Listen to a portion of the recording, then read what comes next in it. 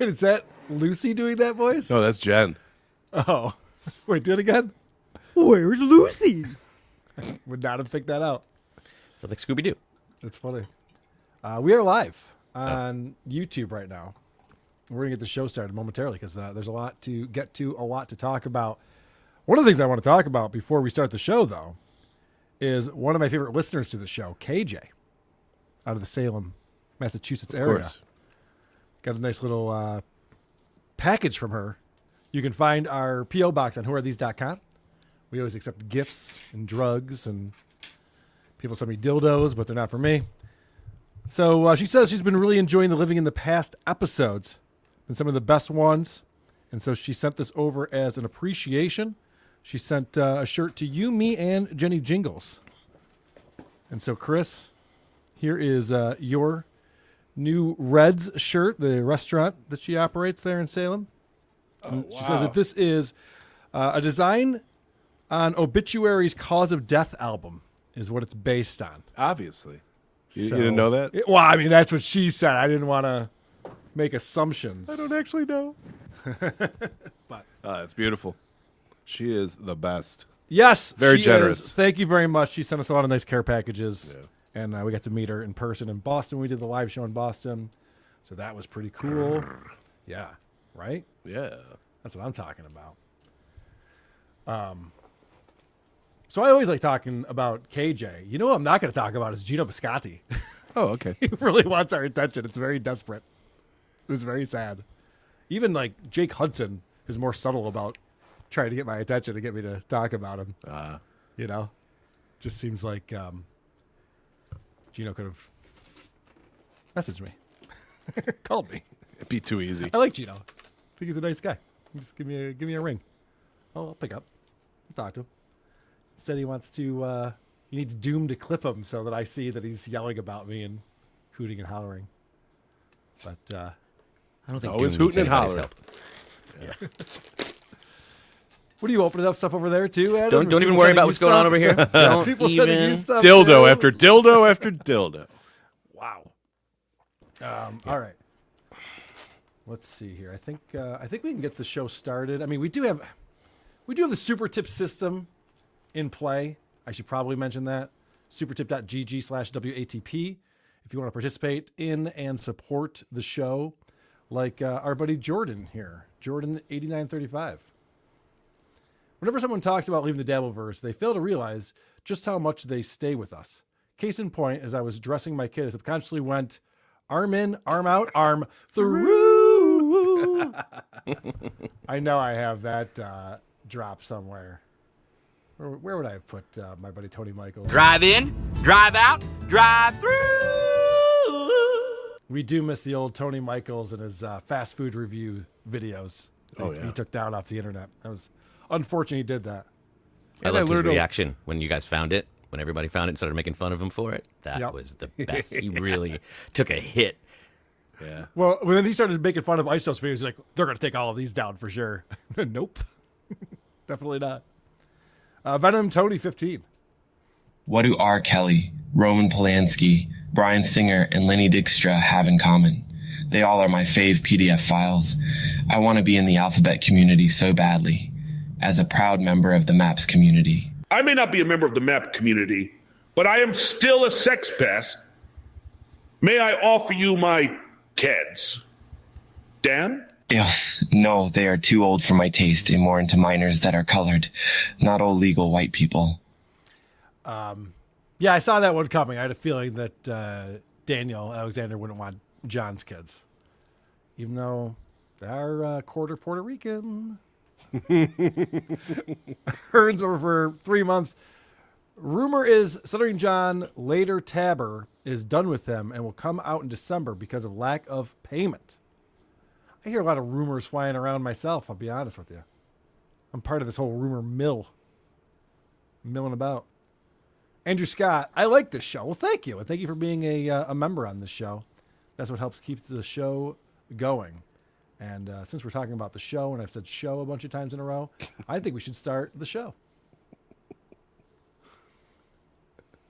I told them in the strongest of words to just do it. You see, this is a we just do it kind of show. There's no winning. Episode 674. Are you a boner guy? Oh, I was a boner guy. You know what? I miss penis. What are you talking about? I'm the one who should apologize. Is it going to be absolutely riveting? Is it going to change your life by any stretch? Probably not, but it's going to be at least entertaining, okay? By the way, for those people that are in the back, remember to shut the fuck up. Mattio! Cuz-a-roo. Slapperoonie. It's showtime.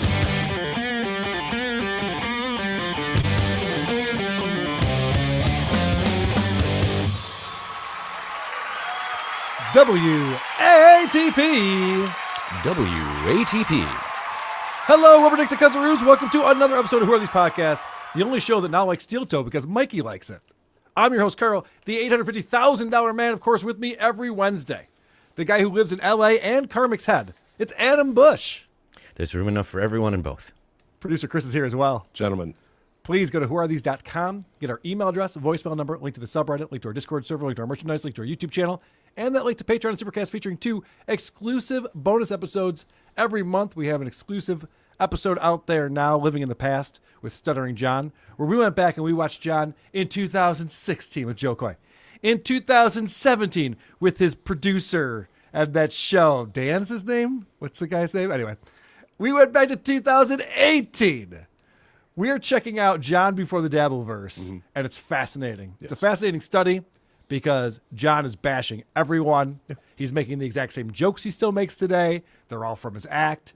He's still laughing at his own jokes, but he's so much more coherent. Yes. We're talking about tens of thousands of beers ago, and you can tell there's a difference. The pitch of his voice is 2 steps higher, for sure. Yeah. Yeah, he's got some spring in his step. And somehow he has less of a New York accent back then than he does now. Yeah, how does that happen? That's a good point. Know. It's not how that works. It's not normally how that works. So anyway, yeah, if you want to support us there and get bonus episodes, patreon.com/whoarethesepodcasts, or become a member right here on the YouTube channel. You can gift memberships and you can find all the bonus stuff under the membership tab. Also, early bird tickets still available. Hackamania.com is where you want to go. April 10th through the 12th, we will be back in Las Vegas for the 3rd year in a row with Nobody Likes Onions and Cardiff Electric and Tukey Soup and The Creep Off. We'll all be there, and we're working on additional podcasts. We have some feelers out with different podcasters. I say we. I mean, I am apparently booking the entire event now for Patrick because he's so fucking lazy. Just a secretary, apparently. So, so we are booking other podcasters and podcasts, and you will not want to miss this. Go to hackamania.com to get your tickets and join us in lovely Las Vegas in April. That's a good time to be in Vegas. Perfect. I like it. Also, we encourage our listeners, give us 5 stars on Apple Podcasts, and then shit all over us in the comment section. Today, we'll be watching Aaron Imholt graciously accept the W that was carefully handed over to him. Stuttering John has decided to quit drinking. Bill Burr is still reeling and putting out some of the worst podcasts ever. Opie was listening to Howard Stern and has some hot takes. Scorch is back. Also, Megan will be here with another round of Is It Gay? Cardiff brings a round of To Poke a Dabbler. We have your reviews and voicemails, but first, Stephanie Miller's a mental patient. This is something that I learned from watching the Stephanie Miller episodes, the happy hour episodes that she does with Stuttering John, when she brought Stuttering John in as the booking agent and board op, and he was bad at both of those things. But the amazing third mic, though. We can all agree on that. He's hitting on the guests. So Stephanie Miller, she tweeted this out, made some headlines, actually. This is her. So there's this congresswoman from Texas, and her name is Jasmine Crockett. And Stephanie Miller is kissing her feet. And she posted the photo of this to show how proud of it. She says, "Why, yes, I do kiss the sneakers of Jasmine for U.S., and I do worship the ground she walks on, and she was lovely about it." Now, correct me if I'm wrong, this is the same party that did like the No Kings protest thing, right? They're just like, yeah. We don't worship our overlords. You know, that's Is this not a the way. reference to something? Did things she go. say something about? Is this a thing? That saying worship or kiss her feet, is this a throwback to anything? Or is it because she was an athlete or something? I read some articles about this. Now, one of the articles was in the New York Post, so take it with a grain of salt. But I didn't see any reference to anything that would make this make sense. Then it's a little much. it's a bit much. And for Stephanie Miller to stoop to this, I don't know if she's just trying to make headlines. She hasn't really done anything in a little while, or what the story is. But that seems pretty wacky. It's a wacky thing to do.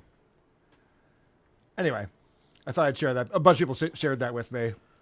And so I thought that'd be fun to look at. Let's address the elephant in the room. My buddy Steel Toe dedicated an hour of a show to me on Monday. Please,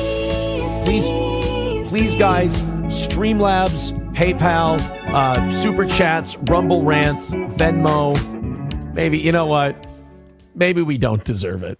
Let me get everyone caught up real quick. So This Little Piggy came on Friday. I promoted it on Who Are These Podcasts last Wednesday. We talked about the fact that Moody and I had an interview with one of the inmates at Stearns County Correctional Facility where Aaron was for a week. And it's actually an inmate that Aaron talked about quite a bit, this guy Mikey. And him and Mikey got along famously. And Aaron was very concerned about his plight and wanted to help him. And actually, Mikey inspired Aaron to become the attorney that he is in 3 years. And so it was a really touching story that Aaron had. And we thought maybe we should talk to Mikey and get his take on how things went. And so Moody and I spent, I don't know, maybe an hour, felt like an eternity, but maybe an hour we spent playing the interview with Mikey on This Little Piggy. And boy, did people not like that. I failed miserably. It was a debacle. the chat was not happy with what we were playing. And it's funny because the speculation that I was scrambling based on what the chat was doing, I wasn't looking at the chat. I had no idea what was going on. I was just presenting this thing. I'm like, then we asked him this and he said that. Basically, in a nutshell, the reason why people were not happy about it is because Mikey was agreeing with what Aaron was saying about his time in jail, that Aaron was having a lot of fun, that he was a good basketball player, that a CO recognized him from Steel Toe. And so these things upset people because they wanted to think that Aaron was lying about it. And we went on and went, no, actually, Aaron was telling the truth. Here's what Mikey is saying about it. Some of it was leading the witness. I get that criticism. Maybe the interview style could have been better. It definitely could have been better. And I definitely didn't need to play as many clips as I played from that. So I understand the error in my ways on this. But let's see. Aaron is very excited about it. He came back Monday. And he can't wait to gloat and accept this big W. Or does he? Let's find out. That we need to be concerned. That's apparently the message we're getting today. No, so yes, for all the people saying, Aaron, say it, another win for the toe, another win for the toe. I didn't win anything. Here's what happened. Everything people lost. Right. Everything I said turned out to be true. Every analysis I've ever given of these people turned out to be true. But here's the thing. I can't come out and say I was right, ha, ha, ha, because then I'm the asshole and everything. So basically, this is not a win for the toe. All right. The reason why I'm playing this clip first, I want everyone to remember that Aaron starts the show by saying, and he didn't start the show. Johnny joined an hour in.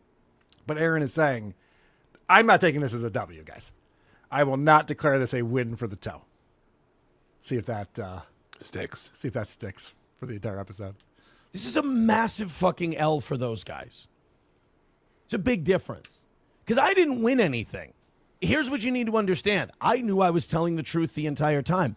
I know that every story I tell on this show is it's like a movie based on a true story. It's like, yes, what happened happened. Oh no. He doesn't even realize how dumb that is. Every story I tell on the show is like a movie based on a true story. You don't realize how much of the truth is stretched when movies are based on true stories? How it's not even close? Well, that and whenever he quotes a movie, I don't know the fucking movie. Yeah. I thought that was hilarious. And that's he's like, guys, you could take what I'm saying to the bank. It's like when a movie is based on a true story. So fiction. If you're anybody who tells a story, they're embellishing or heightening the size of the fish or anything else for effect in the story. But I'm telling you the straight facts. They didn't. They lied to you. They made shit up, and they've been lying to you for 2 years, and now you finally found out they've been lying to you, and it hurts really bad. This is the disconnect for me. This is the part I'm confused by. So I came on and ate a lot of shit for this, too, because I played clips where I went, look at this. Aaron was nicknamed Larry Bird. And they did think he was a fun guy to play basketball with. And Aaron's takeaway is, they're lying to you. No. Actually, just the opposite. I don't have to play any of that interview. We don't have to play any of those things. Nope. We could have buried all of it, pretended it never happened. Instead, we came out and went, hey, check this out. That thing that Aaron said that we all thought was bullshit. Surprise. Yeah, turns out there's some reality going on over here. And Aaron's takeaway is, see, these guys are lying. That's fun. It's a fun way to spin things if you're an idiot and don't know how words work. But he said it wasn't a win. I'm not sure that that's true. I went and played basketball. I went to see if old Larry Jailbird. I felt like celebrating, the big W for the toe. What the fuck just happened? He's celebrating a W for the toe. That did not take long. Yeah, that's pretty crazy, actually. The W was sweet this morning, but it was even sweeter the rest of the day when all of the boys involved with that abortion catastrophe of a show, some are calling it the worst show of all time. Of any show? Somebody's saying that, huh? Wow, that's pretty fun. I feel like that's a badge of honor, right? I hosted the worst show of all time. That's cool. Watching them all retreat to their hug boxes to try and assure themselves they're not the biggest failure pieces of shit who ever existed. I did a drive-by on them today. I just did a quick 30-minute.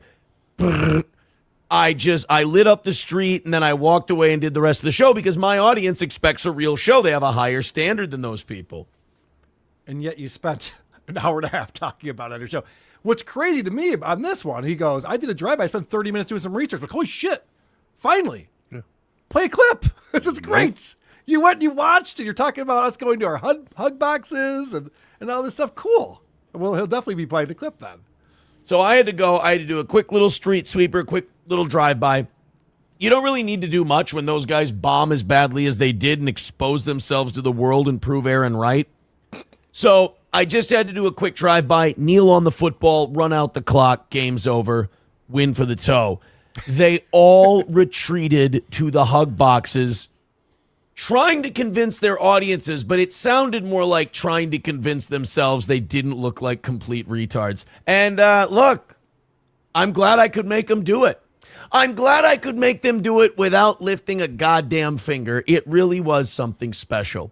The only thing that pisses me off is that they with a decent guy who needs something other than what the system is giving him, and I hope people can put their hate of me aside and realize that was a real piece of shit thing to do. We're going to get more into Mikey in a moment because it's very funny how Aaron has flip-flopped on Mikey yet again. We've played on this program. When he got out of jail, Mikey's a great guy. He just needs a second chance. He's misunderstood. The system's fucking him over. It's corrupt. And then the next week he's on there with Johnny joking about, could you imagine if Mikey was over here? I mean, I got that fire pit in the back. That wouldn't be good. You don't want this guy anywhere near a match. If a bad thing's going to happen. And he's making all these jokes about it. And then we interview Mikey, and Aaron's like, this guy's the salt of the earth. One of the greatest guys anyone will ever fucking be. Wow. That's cool. So I wanted to know what hug box I was going to. I was confused by that because I didn't really do any emergency shows or anything special. I've just been following my usual routine, my usual schedule. And then I find out, Aaron talks about it later, where he saw me coping with this horrific interview.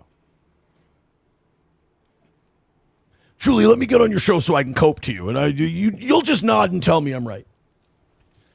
It does bring me perverse joy. I had to reach out to Shuley and ask if I could be on my show that I host with Shuley every single week, Point Dabble Point. So in Aaron's mind, Now, listen, I know he always tells the truth, and that's been proven, so we can never say that Aaron's gaslighting or misinformed or retarded ever again. But no, I didn't ask Shuli if I could be on my show. Shuli and I do that show every Monday, and Shuli asked me. That was the first question. Actually, I went on Drew's show yesterday, and that was the first question out of his mouth, too. He was like, what happened with this little piggy? So apparently that's a big topic that's been going around. If you talk to me, that's what people want to know about. It makes sense. So the one thing that I think we all predicted when we saw This Little Piggy go south and we saw the revolt from the This Little Piggy viewers is that we knew Aaron would overplay his hand. As soon as he gets a little taste of that victory, we knew he wouldn't be able to just like take it in stride, move along. Like, all right, whatever. I'm glad that it was proven. I'm pretty good at basketball, and people recognize me. Moving on. I'm doing my show. You guys, we don't need to dwell on this. Obviously, those guys stink. I'm great. No. He's overplaying his hand in multiple ways. This one I think is just my favorite one. Is that now, he's always been the boxing guy. He's a stud boxer. He teaches the kids. He could fight 5 of us in one day. All of this stuff. Well, now it turns out this guy is all over the court.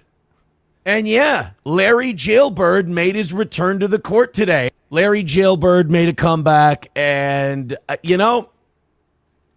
I turn this off if you don't like Aaron talking about his basketball acumen. If you don't like the idea that you watch podcasts of dorks who care what people think and who stalk people, and you don't want to hear a guy talk about how he's still playing basketball at a pickup game level. Did he say turn it off if I don't want to hear about a guy who plays basketball at a pickup game level? Mm-hmm. Who the fuck is leaving that show on? Who's going, I can't wait to hear about this guy who plays basketball at a pickup game level. Please tell me more about that. Someone was about to turn it off. He's like, oh, pickup game. A pickup game, you say, huh? Just turn this off. You're not going to like it. I went in today. He's got a photo to prove he was at the gym. He's showing empty basketball courts now on the screen. He can't ever play a clip. He talks about how we're embarrassing ourselves. I thought he was going to play shit from like me reading super chats and shit. That would be great. Yeah. He had an opportunity to be like, dude, look at this. People are pounding Carl. Well, Carl's got no defense for this. It's amazing. Instead, he goes, check this out. I took a photo of the gym playing basketball. And the gym became a little more populated as time went on. I warmed up and did all of that stuff. And Larry I don't know what it is about Larry Jailbird, but black people walk up to Larry Jailbird and talk to him about basketball because I think I was one of 2 white guys there. And I was wearing my Troy Bell Boston College jersey that I wore in high school, still fits. And I was wearing my Gophers basketball shorts. That's fascinating. And Please, one of the black guys comes up to me. He goes, oh, man, yo, you sneaky, you trouble. I'm like, well, no, not me. He goes, no, man, you got like the matching shit on. That was Boston College and U of M, so the colors are similar, but it's not matching. But he's like, this is amazing. Now, anytime he talks to a black person, he's like, this is going to make big news. I talked to a black guy. We had a conversation. Let's see what this little piggy does with this one, huh? He's also flexing that accent like he's earned it now. Yeah. Like he's been accepted. Yeah. It's his. They're all boys now. Yeah, it's great. You brought the matching shit, man. You're serious. You mean? I'm like, no, man. I told him, I go, no, man, I'm old and I'm slow. He goes, nah, you got that sneaky shit like Luka Doncic. And I'm like, this is a conversation that did not need to be recounted on the show. Holy shit. It also did not happen. Yeah. Whoa. I will not stand here and allow you guys to think that Aaron's not telling anything but the exact truth all the time. You know, if a movie was based on a true story, that's how Aaron tells the truth. Oh, God, they're not. I interviewed this black man. And oh, great. Let's see what you have to say. This Friday. Yeah, he was still weeping after Aaron dunked on him. He's like, I'll never go back to the Y ever again. Sneaky. And then I was like, when he said that, I was like, I can tell this story on the air, and I can make, 5% of the people watching really angry and mad. They didn't say that to Toe. He's a piece of shit. Am I part of that 5%? I don't know. Okay. No, you already know. Your cover's been blown. Black people love me. You already know that I am a basketball savant, and Black people that are forced to be What is it residing about with Minnesota? He thinks all black people are the same. That's great. I am white. So Larry Jailbird, a Luka reference. I'm not a Luka guy. I don't like the Lakers, so I'd rather stick with Larry Jailbird. But look, I'd like to tell you that, you know, that jail was a fluke and I can't ball anymore, but I balled a little today. I didn't know where he was going with that. Jail's not a fluke. It's going to happen again. Right? No shit. That's what I'm predicting. A little today. Now, it is the St. Cloud YMCA. So if you need to give them a phone call to interview them and ask me if Aaron was out on the basketball court today or if he checked in, make sure you get the right YMCA. I don't want you to be upset. You guys are not going to live that down, by the way. I'm going to pull that card every single time because I don't think they realize how pathetic it is yet. They're still in denial, and we all do, and it's really funny. I agree. You all totally know better than we do, and you're killing it. You're killing us with it. Please stop. Please put the hammer down. I can't take it anymore, Aaron. It's too much. If you're going to pull that card, could you at least tell the story right? You guys didn't have to play that interview like you've already pointed out. No shit. Yeah. It's very fun how excited Aaron is. I know.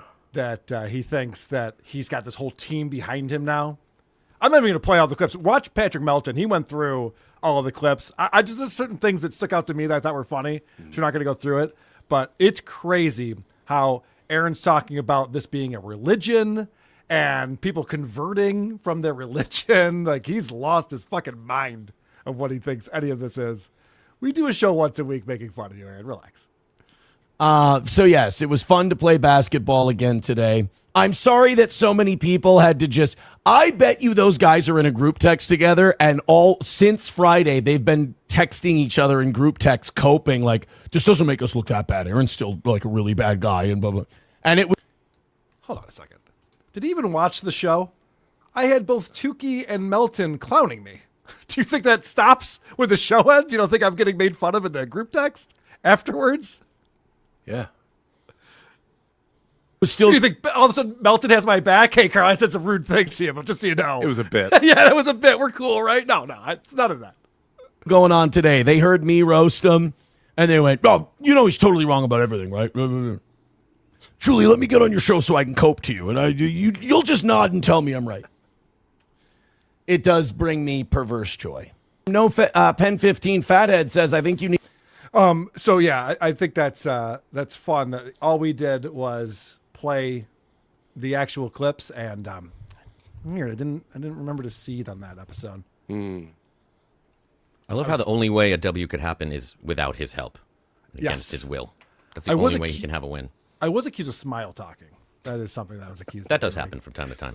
From time to time, yeah. All right, here's more of him overplaying his hand. So now he thinks that, like, Mikey's a hero in all of this. And so not only is he overplaying that he's great at basketball, that's one of his identities now. You know, this nickname he gave himself. That's one of the things we were making fun of him for, is that he gave himself nicknames in jail.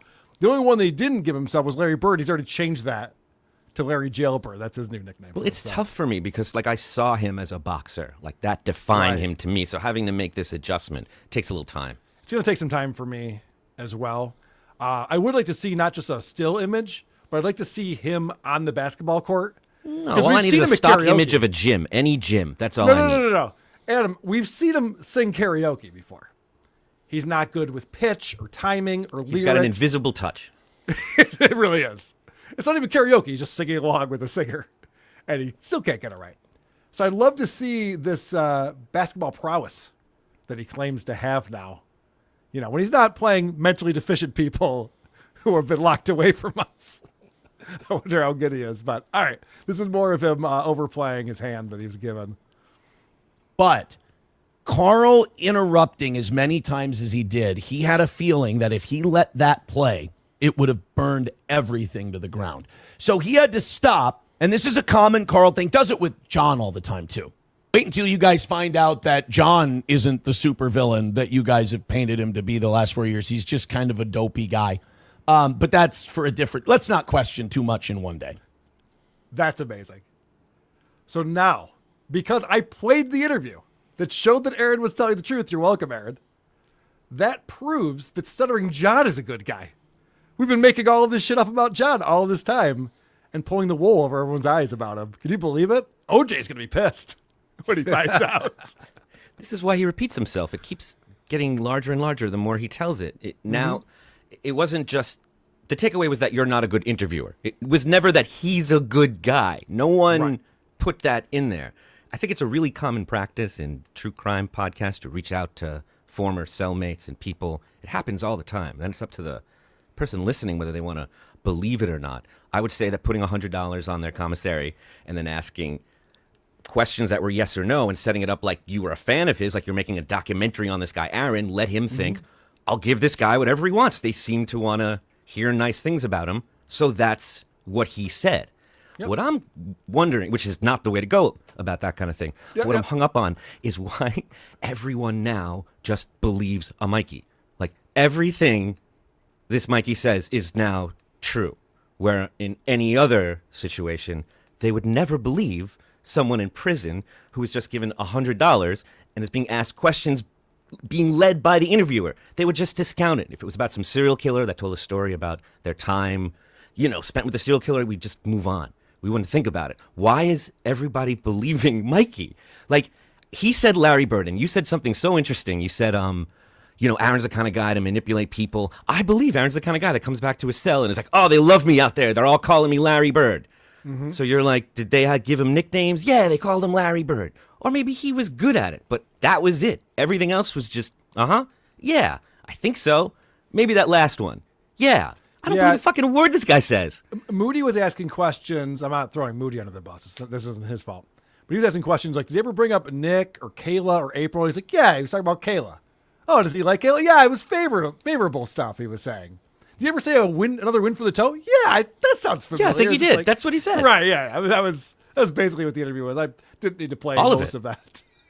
Which is like, it's the number one how you don't interview someone in prison is all of those steps. You don't do that.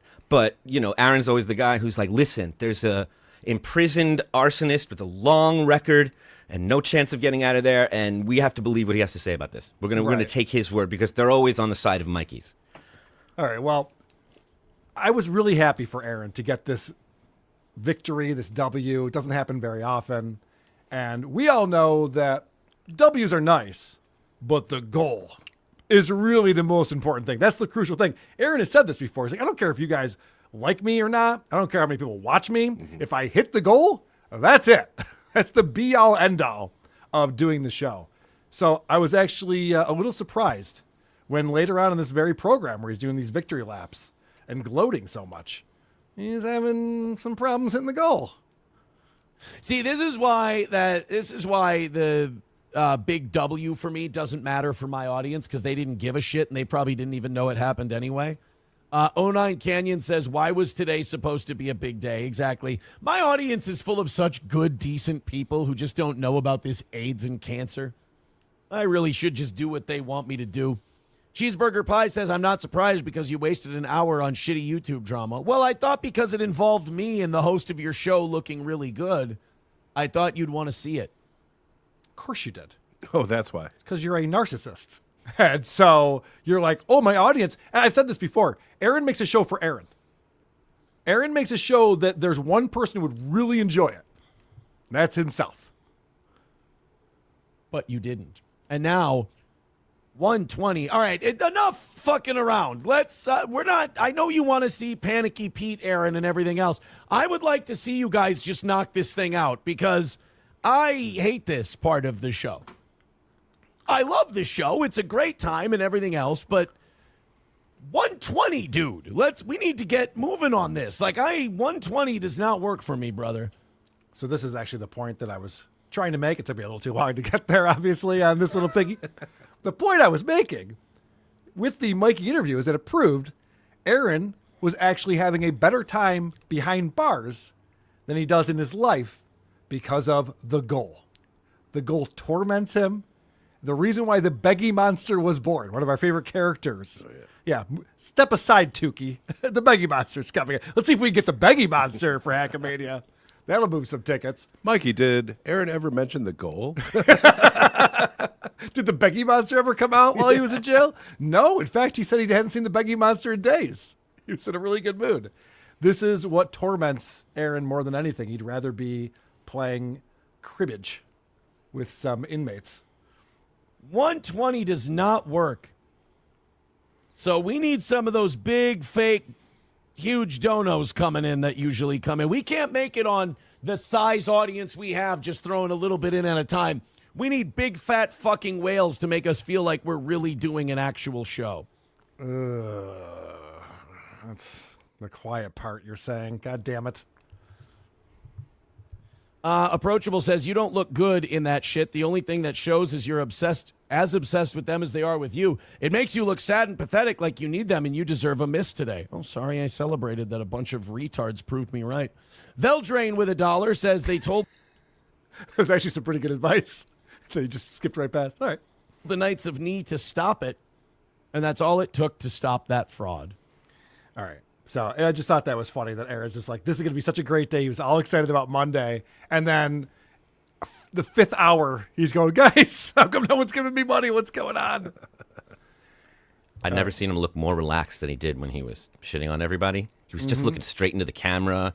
There was no more fake people around him. He wasn't spinning. He was just talking. And now, by the time we're dealing with the goal, he's back to his old twitches and It's not all good his for him. tension. It His is voice not is good getting for more hoarse, isn't it? It's getting more and more like choked up the more he talks. Well, he also, he talks about his overall assessment. It was really, really, really bad. Good stuff, Aaron. I appreciate that he's able to break it down for us like that. Don't bog us down with details. Yeah. Let's get right to it. That's good. Listen to what he says about his buddy Mikey here. The one thing I am pissed off about, I will say this. Mikey's a really good guy, and I like Mikey. Okay, so one of the things that we did on This Little Piggy, Moody actually decided to have this part up, was explain that Mikey's not a really good guy.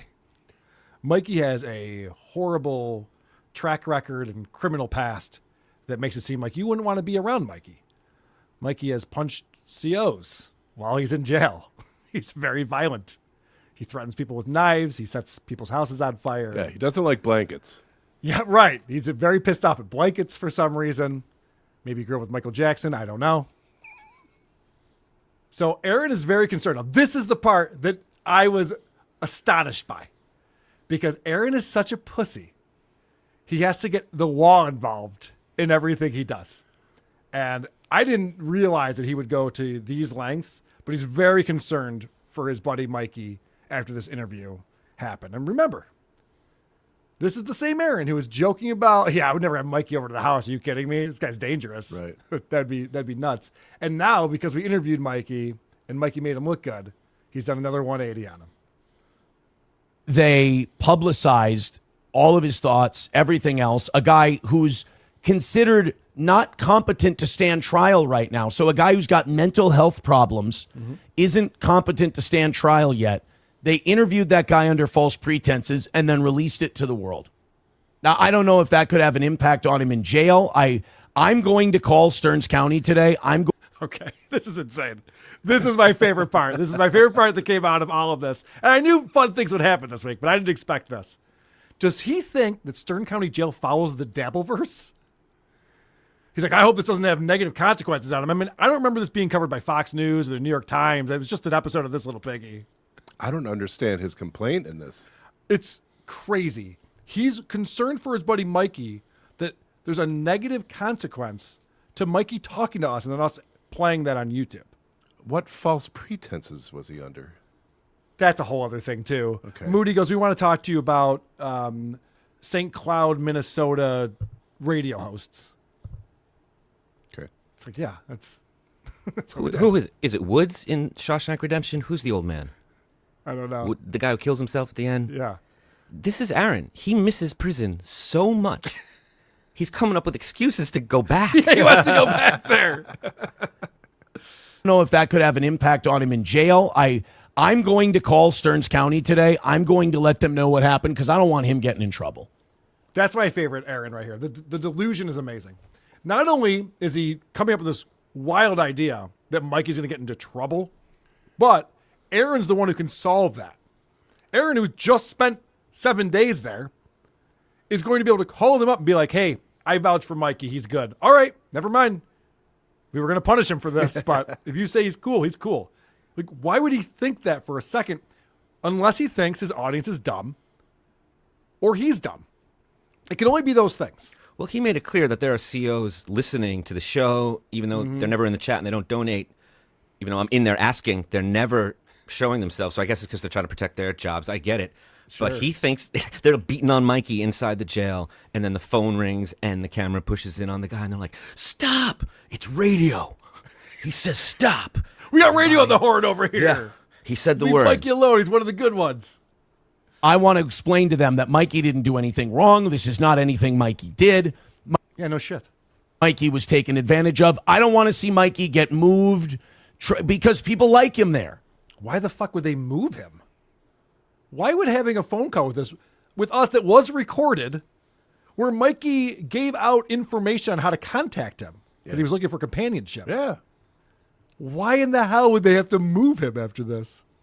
What does he think happened? Or what does he pretending happened, I guess, is the real question. I don't think Aaron's this dumb, right? He can't be this stupid. Mikey has friends there. Like, this is what kind of pissed me off. Like, as much as people want to say, win for the toe, win for the toe. I'm sorry. I guess I'm more of a human being than a lot of you thought. I was waiting for that. Yeah, now we're going to get to performative Aaron here.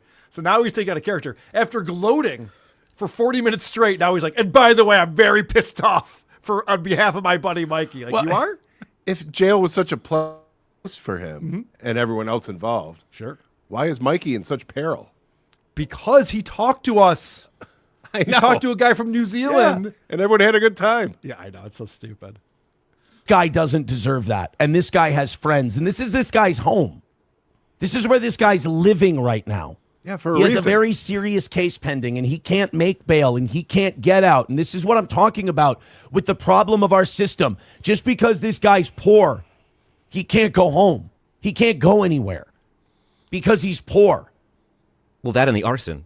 Also, Yeah, the arson yeah. is why he can't go anywhere. You know, Patrick Melton pointed this out. If Aaron's so concerned about Mikey not being able to post bail in order to get out, couldn't Aaron do that? Some of those sweet gold dollars. Couldn't Aaron post his bail? He's just like, man, my buddy in there doesn't have enough money to do anything. We had to give your buddy Mikey money. Moody did. I had nothing to do with that. But So he would say what we wanted. But not the point. I just see Moody yelling at the screen right now. We gave him money. What the fuck? He hasn't been convicted of anything yet. He's not even considered competent to stand trial. This is where he has to live. Wait a second. So is he there because he's poor or crazy? Yeah, he's 'Cause got it sounded like vagrancy. It sounded like crazy is really. He can't even stand trial. He's not competent enough. So, okay, so poor has nothing to do with anything then, right? Did you guys drive him crazy? I think it he was already about the crazy. fires. Not cool, man. There's no other choice. And you invaded that and you took it away. So I'm going to make sure Stearns County knows Mikey had these internet guys and their feelings. I don't care. Whoa. He is standing up for the little guy. Yeah. Fuck us big fat cats living large on YouTube. I like Mikey. I know Mikey personally. I got Mikey's back, and I'm not going to let him be. This is great. I love this. Aaron is Team Mikey. Aaron, you got to go all the way through with this. You can't just like shit on Mikey next week. You got to help him get out. You got to have him on the show, invite him over to your house. This is going to be fantastic. A pawn in some kind of really shitty, autistic, mentally ill love drama obsession somebody has with me so that he can get hurt.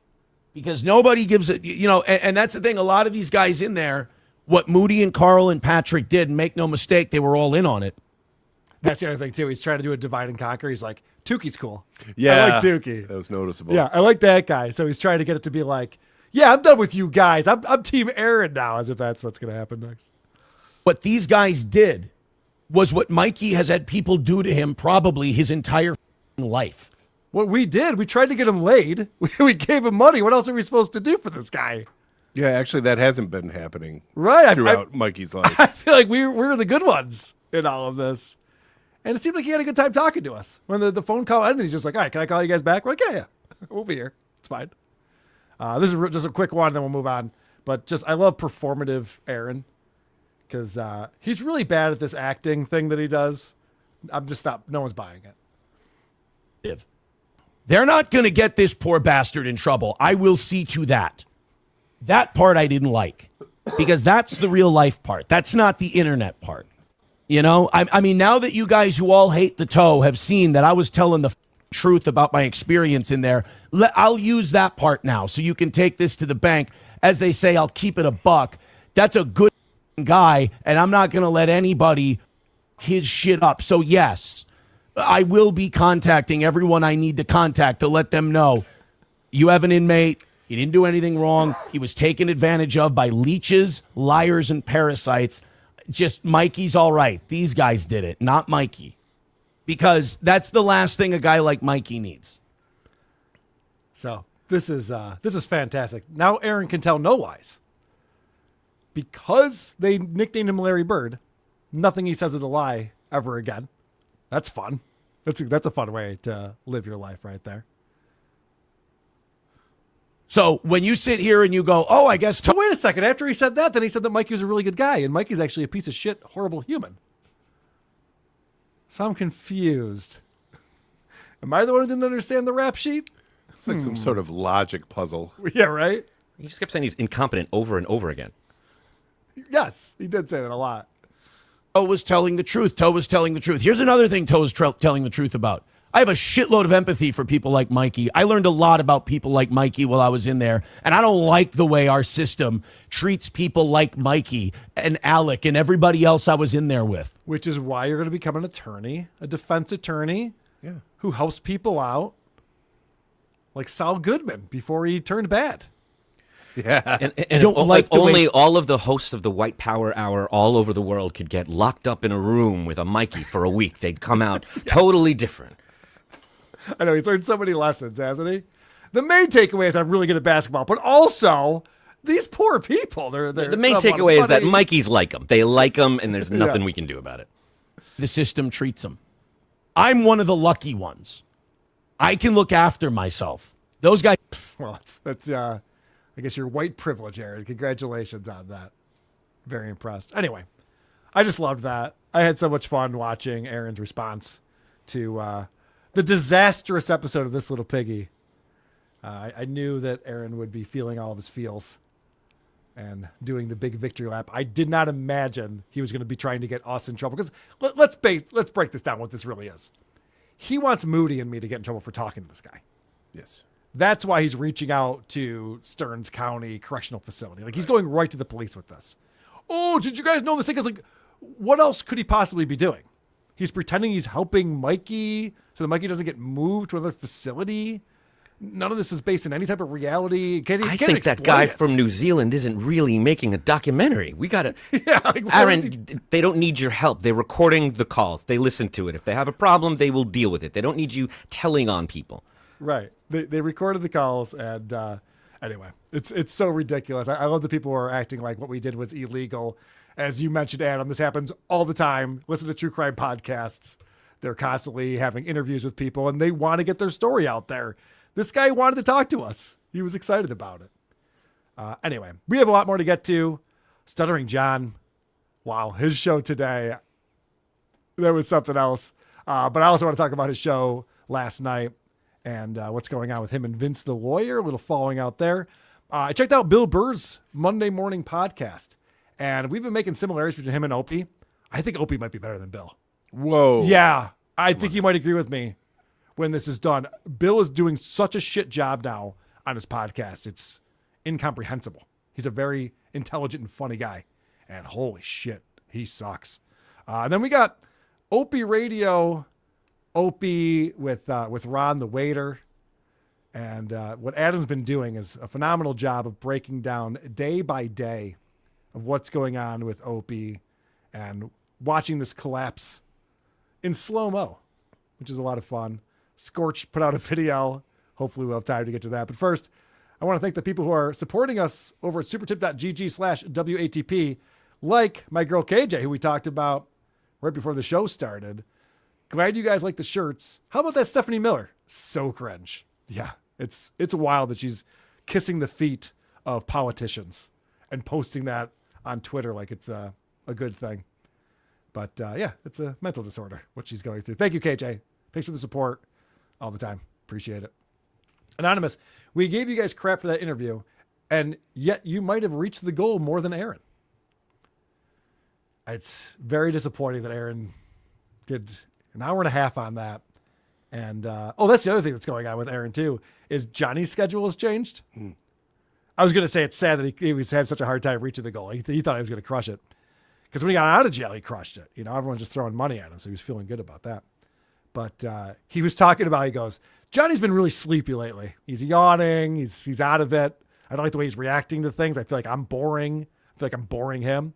So instead of coming on 2 days a week for 4.5 hours, I'm switching him to 3 days a week for 3 hours each. He's going to come in at the 7 o'clock hour rather than the 6 o'clock hour and do 7 to 10, 3 days a week. So Johnny gets to sleep in a little bit. And that hopefully will fix this problem of Johnny finding Aaron's presentation style boring. Can't wait. We'll see. Jeff Moss coming in. The Jeff Moss. Aaron played basketball in jail. That's not a win. No shit. Even if you're the best basketball player in the jail. It's not great. John O'Reilly. Tukey is the smartest of all. Get out of the Aaron business. He's a boring dullard. It's not great. He's not great, but I find his life fascinating. And I find the way he copes with things fascinating. Captain Cheese, $5. Don't let Towboy's retarded analysis distract you from the fact that TLP was a total stinker last week. Cringe of the year contender. Agreed, Captain Cheese. Trey Peacock. Fan. Great meeting, you three, at Hackamania 2. Can't wait for Hackamania 3. Quick question. When I see you in Vegas, Carl, which of your testicles should I twist for last week's TLP for entertainment purposes only, YouTube terms of service? The right one is smaller, so the left one you'll have a better chance of getting a grip on. Did I give too much information? Distriga coming in. Yo, my knickers. Why does Aaron play on his racial identity like it matters? He's an asshole, no matter what. I'm glad I don't live in Minnesota. All of a sudden, SJ is a good guy. The only reason I'm not dead is because all the blacks were soothed by my basketball skills. One guy did ask me about Italian guy cum, and I pretended like I cared about his life. For some reason, I think he got assaulted in jail. He looks like he's seen a massive hog and was told to use butter or syrup. What happens in jail stays in jail unless you reach that goal. Dina Trish Chi. Thank you, Chili de Castro. Delete laws. Much appreciated. Will you take some of these for me, Adam? Yeah. Hearns 55. Rumor is SJ. We said this. That he's done with Tabber. Yeah. Baba Booey Huey. Adam, you hear Mersh throwing out hefty accusations? No, I have not. But I've been enjoying the Scarlet coverage. Jack Sampson forever. Oh, hi, producer Chris. Adam, always a pleasure. Hello. Trent Prevo. Hey, friends. Hey, Trent. Hey to you. Rockor B22 is in with a super sticker. Rumple Trench Coat Columbop 8422. He finally gets an actual win for the toe, and he honestly can't hand out it. He can't handle it. Can't handle it. There it is. Yep. JFK Head Chunk 5350 says Carl interviewed Chicago cops involved. Jussie Smollett was attacked by MAGA racist homophobes. It's true. Yep. Outside that subway. Rumple Trench Coat is back. A hug box actually sounds kind of nice. Yes, it does. I would take that. Lucy hug box. Bulby Dabbler just became a YouTube member. Thank you, Bulby. Scrotum Tingle. Did you see the Duke's channel was demonetized? Oh, no. Did that what happened today? I saw he left just an hour in. Uh-oh. Oh, that's too bad. Tommy Jordan, it's been quite a month. It's been quite the month, Tommy Jordan. Good to see you, buddy. A lot of action. Dang Lizard, thank you so much. Toe had gotten boring. You promised a bombshell that didn't happen, but shitting on you made the toe interesting again. Congrats on the successful abortion. Well. Thank you, Dang Lizard. I knew you'd come around. I'm going to pretend I did that on purpose. What if I take the meeting before the show? What if I take this so bad that Aaron does a victory lap and we can make fun of him? Goat Malp, thank you so much. Larry Bird is actually a good nickname for Aaron because Larry also did his job while hiding all of the pain that he was in. That is wildly accurate. Yep. Stuttering Coke Jaw, thank you so much. Aaron is 18 to 24 months away from an egg filter. We're going to see that in a minute. Dane Taft, good to see you. WATB at Hackmania 3. Promo code BEARS. Yeah, I don't know if that's true. But you never know. I mean, if enough people protest and buy their tickets and say they're there to see Christian and Easy, anything can happen. Not really. Let's talk about Stuttering John. No easy. Bloody ass. Can I get a little sympathy? Because I got a bloody ass. I'm bleeding generously. Because I got a bloody ass. So I was checking on John's show today, and a lot of times he'll unlist them, but if you have the link already, you can still go back and watch them. But this is one he privated today, so we can't watch it. But thankfully, hopefully this is still up. OJ was sniping today. And so let's see what John looked like. It's very different than his normal show. Please still be up. Ah, yes. Beautiful. And the walrus. Cuckoo, ka-choo, cuckoo, ka-choo. That's right. Potato, orange. Soon I'll figure out how to be the orange. Then I'm going to be the orange. Oh, no. I just started with this filter. Soon I'll be the orange. I'll be the potato. We'll see, Just kind of fuck around, be all different kinds. Oh, so if you're listening to the show, he looks like an egg with Down syndrome. Yes. It's not a good filter. It looks terrible. And John's never been feeling his feels more. He's so excited. He's having so much fun. He's like a child. He's like, wee, look at me. I'm a floating egg now. Yeah. There you go. Capiche? Yeah. This is going to be nice. Nice. Yeah, baby. What does he think is happening here? He's workshopping. He's trying to find a voice. He's creating a Yeah. character. He's getting into it. He's been very mad lately because OJ's been sniping his show, so he's been playing this music bed of copyrighted music in the background so that he can strike OJ or anyone else who's playing it or sniping it. And all of a sudden he's like, well, what if I use an egg filter? I don't know. What does that solve? What was the problem that you were trying to solve with this He one, doesn't John? like his ugly face. Yeah, that would be my guess. Yeah. It's not what he says out loud, but maybe. Yeah. I don't know if I could add the background now. Could I change it? Let's I don't see. know. No, I don't think I can. Should wait till the show starts. to Won't figure let this me out. change the background. No. I guess, let me see. How do I do that part? Let me Let's see. watch John toggle things. Let's do that. Enhance. This will I be have fun. a green screen. Let's see. Fade. There's the Duke. Oh, I see. I got to try and get the equilibrium here. No, then I'm going to go away.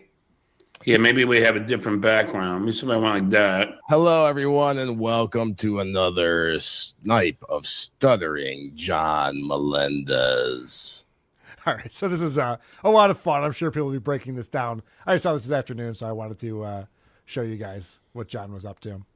But really, the big news is the falling out between John Melendez, and you won't believe this, Vince the Lawyer. Oh, no. Who saw this coming? It's that time of the month. Oh, it is. Okay, then. Well, I guess it's not that big of a deal. So John is watching Vince the Lawyer, who's on with Judy the YouTube lawyer and some other idiot. All right. And it's very funny because, of course, John had Judy on and, as usual, was hitting on her. And she was like, all right, I got to go. And he just wouldn't let her go. And it was awkward and everything else. And so they're kind of like recounting this now with Vince the Lawyer. They're playing clips from Point Dabble Point where we're making fun of it and everything. And then Vince starts to give a little background on his relationship with John Melendez. And he had the ethics complaint against me. I had a lawsuit against him. We eventually settled the lawsuit, and he lost the ethics complaint that got dismissed. And now we're friends. No, we're not friends. Really? Well, that's good. You can come back to the friendship as long as he's not harboring, or either one of you, we are harboring grievances underneath that. I love that John's watching the show as if they're watching him back. He thinks he's on the panel. Yeah. What? No, we're not friends. Anyone listening to me? We're not friends. Why are they ignoring me? Stop talking. He thinks if he shouts over them, we can't hear them. Right. Yeah. So I love that Vince is like, yeah, he put in the ethics complaint against me. I sued him, and we settled, and now we're buddies. Like, what? We are not friends. And he'll go on to explain to Vince, who sends him a super chat, that no, they are definitely donezo. I'm sorry, Dwarfy. You're done. You're done. I trusted you. I asked you to not share my texts. And what happens? Even on the text that you shared, it says, do not share. And you still shared it. I mean, you have a serious mental illness. Do you realize how crazy you are? Lori probably does. I mean, do you realize how insane you are? There's an old saying in Tennessee, I know it's in Texas, probably in Tennessee, that says, fool me once, shame on you. If fool me, we can't get fooled again. Yeah, John, you can't get fooled again, as George W. Bush so eloquently put it. Holy shit, this guy is sitting there going, can you believe he's sharing text messages with Tukey? Yes. Of course I believe that. That's why what I did is I stopped texting with Vince the lawyer. I went, oh, this guy's a scumbag. I'll just stop texting with him. John keeps falling for it. He'll be back again in his buddy. I'm sure it'll happen again. But I love the outrage where John's like, guys, I'm going to let you in on a secret. Vince is not really my friend. He's trolling me and he's a scumbag. I'm glad you finally got caught up, John. Welcome. Welcome to what everybody knows. So then John finds out that OJ is sniping him. And he's very upset about this. A lot of this program from last night is him getting very angry with OJ for sniping him. And then he starts arguing with the fake OJ in the chat. And this is great because you can't even see the chat. You just hear the one-sided argument that's going on with a guy who's not even arguing with him. I don't care. Yeah, that's what I heard. Yes, you did. Yeah, because you're stealing my content. Oh, I'm trashed. Then please don't come see me. No, I didn't. I don't care. Come. I can't wait to meet you. I can't wait to meet you. You kidding me? So this is what John's show has become. Now, of course, we've taken out the music bed that's really obnoxious and is a short loop. It's like being on hold and the music is 8 seconds. It just keeps re-looping like, fuck. So it's really, his show's gotten terrible. It's hard to listen to. He even admitted that in the show today. He's like, I know, this music's annoying. It's annoying to me too. So OJ's ruining his show. A fake OJ is ruining his show by having an argument with him that doesn't actually exist, that we can only hear one side of. And John's hurt because OJ promised he wouldn't snipe him anymore. You know, not the real OJ, but a guy whose avatar is the same and named Obnoxious John promised he wouldn't. You know, he promised me he wouldn't. I was trying to be a civil human being to the guy. Just be nice, you know. All right, look, dude. He goes, I won't snipe you at night. What does he do? But I'm the bad guy. Say hello to the bad guy. I'm the bad guy. So say good night to the bad guy. Come on. It's say goodnight to the bad guy. I know. God damn it, you sound so stupid. And it's Goo Goo Gajoob. Yes, it's Goo Goo Gajoob. I didn't want to bring that up. God damn it. He uses that phrase so many times, and he gets it wrong. He's trying to make like a tree and get out of here. And just one more question. Can't get any of I them know, right. none of these things are the correct thing. Yeah, just like how the Duke dies at the end of the movie in this scene, he's the bad guy. He is actually the bad guy, so what you're saying works against you. All right, well, someone super chats him just a dollar amount. It's not the dollar amount of the super chat, but they put a dollar amount in the super chat. It happens to be how much money Shuli and I have raised at fightthedabbler.com. Thank you very much for the very generous support and helping us with our legal battle against John Melendez and his frivolous lawsuit. And, of course, John, he doesn't like it when he sees how much money we've raised for our amazing attorney, Danny. 34,800 raised. Lady K's right about Judy, Mr. Egg. Yeah, well, more money for me. Talked to my attorney today. We won. Patrick Hinkle. That's what I was wondering. Nothing's been filed since September 21st. All right, so we've been on a few weeks now where really nothing's changed or anything like that. And John's going, because he always says what he thinks other people will be upset about. Yeah. So he's like, that's going to be my money. Talked to my attorney today about it. You did? Why? Why would you need to talk to your attorney today? I'm lonely. Yeah, right. That's what it really comes down to. I can only imagine being this guy's attorney. Like, John, I told you yesterday, the day before, last week, the week before that, until December, we have nothing to talk about. Everything that's been filed has been filed. Fuck. Lose my number. What? Call me on Veterans Day, and I'll let you know if you can have all cause money. Right, yeah, right. That's how that works. But he says that, he throws that shit in there so that we'd be like, oh, he talked to his attorney today? Oh, well, then we're fucked. If that's what's going on. Let's find out what that conversation with his attorney actually was. It was like I was talking to my lawyer, and he's like, John, no offense, I'm a fan. But why?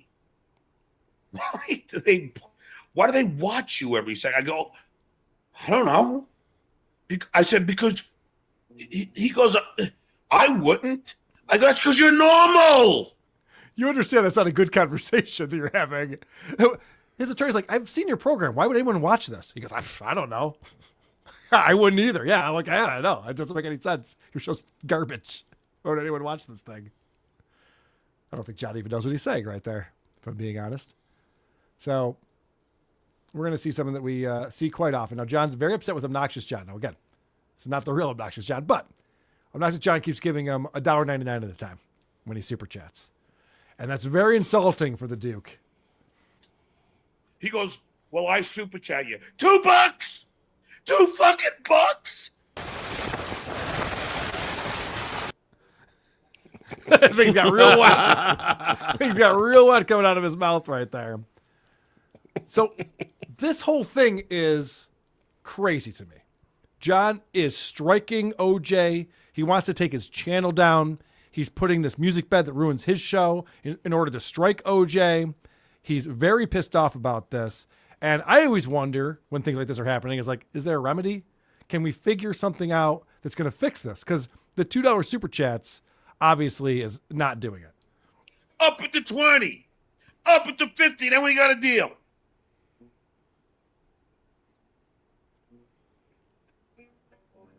Then sign me all you want.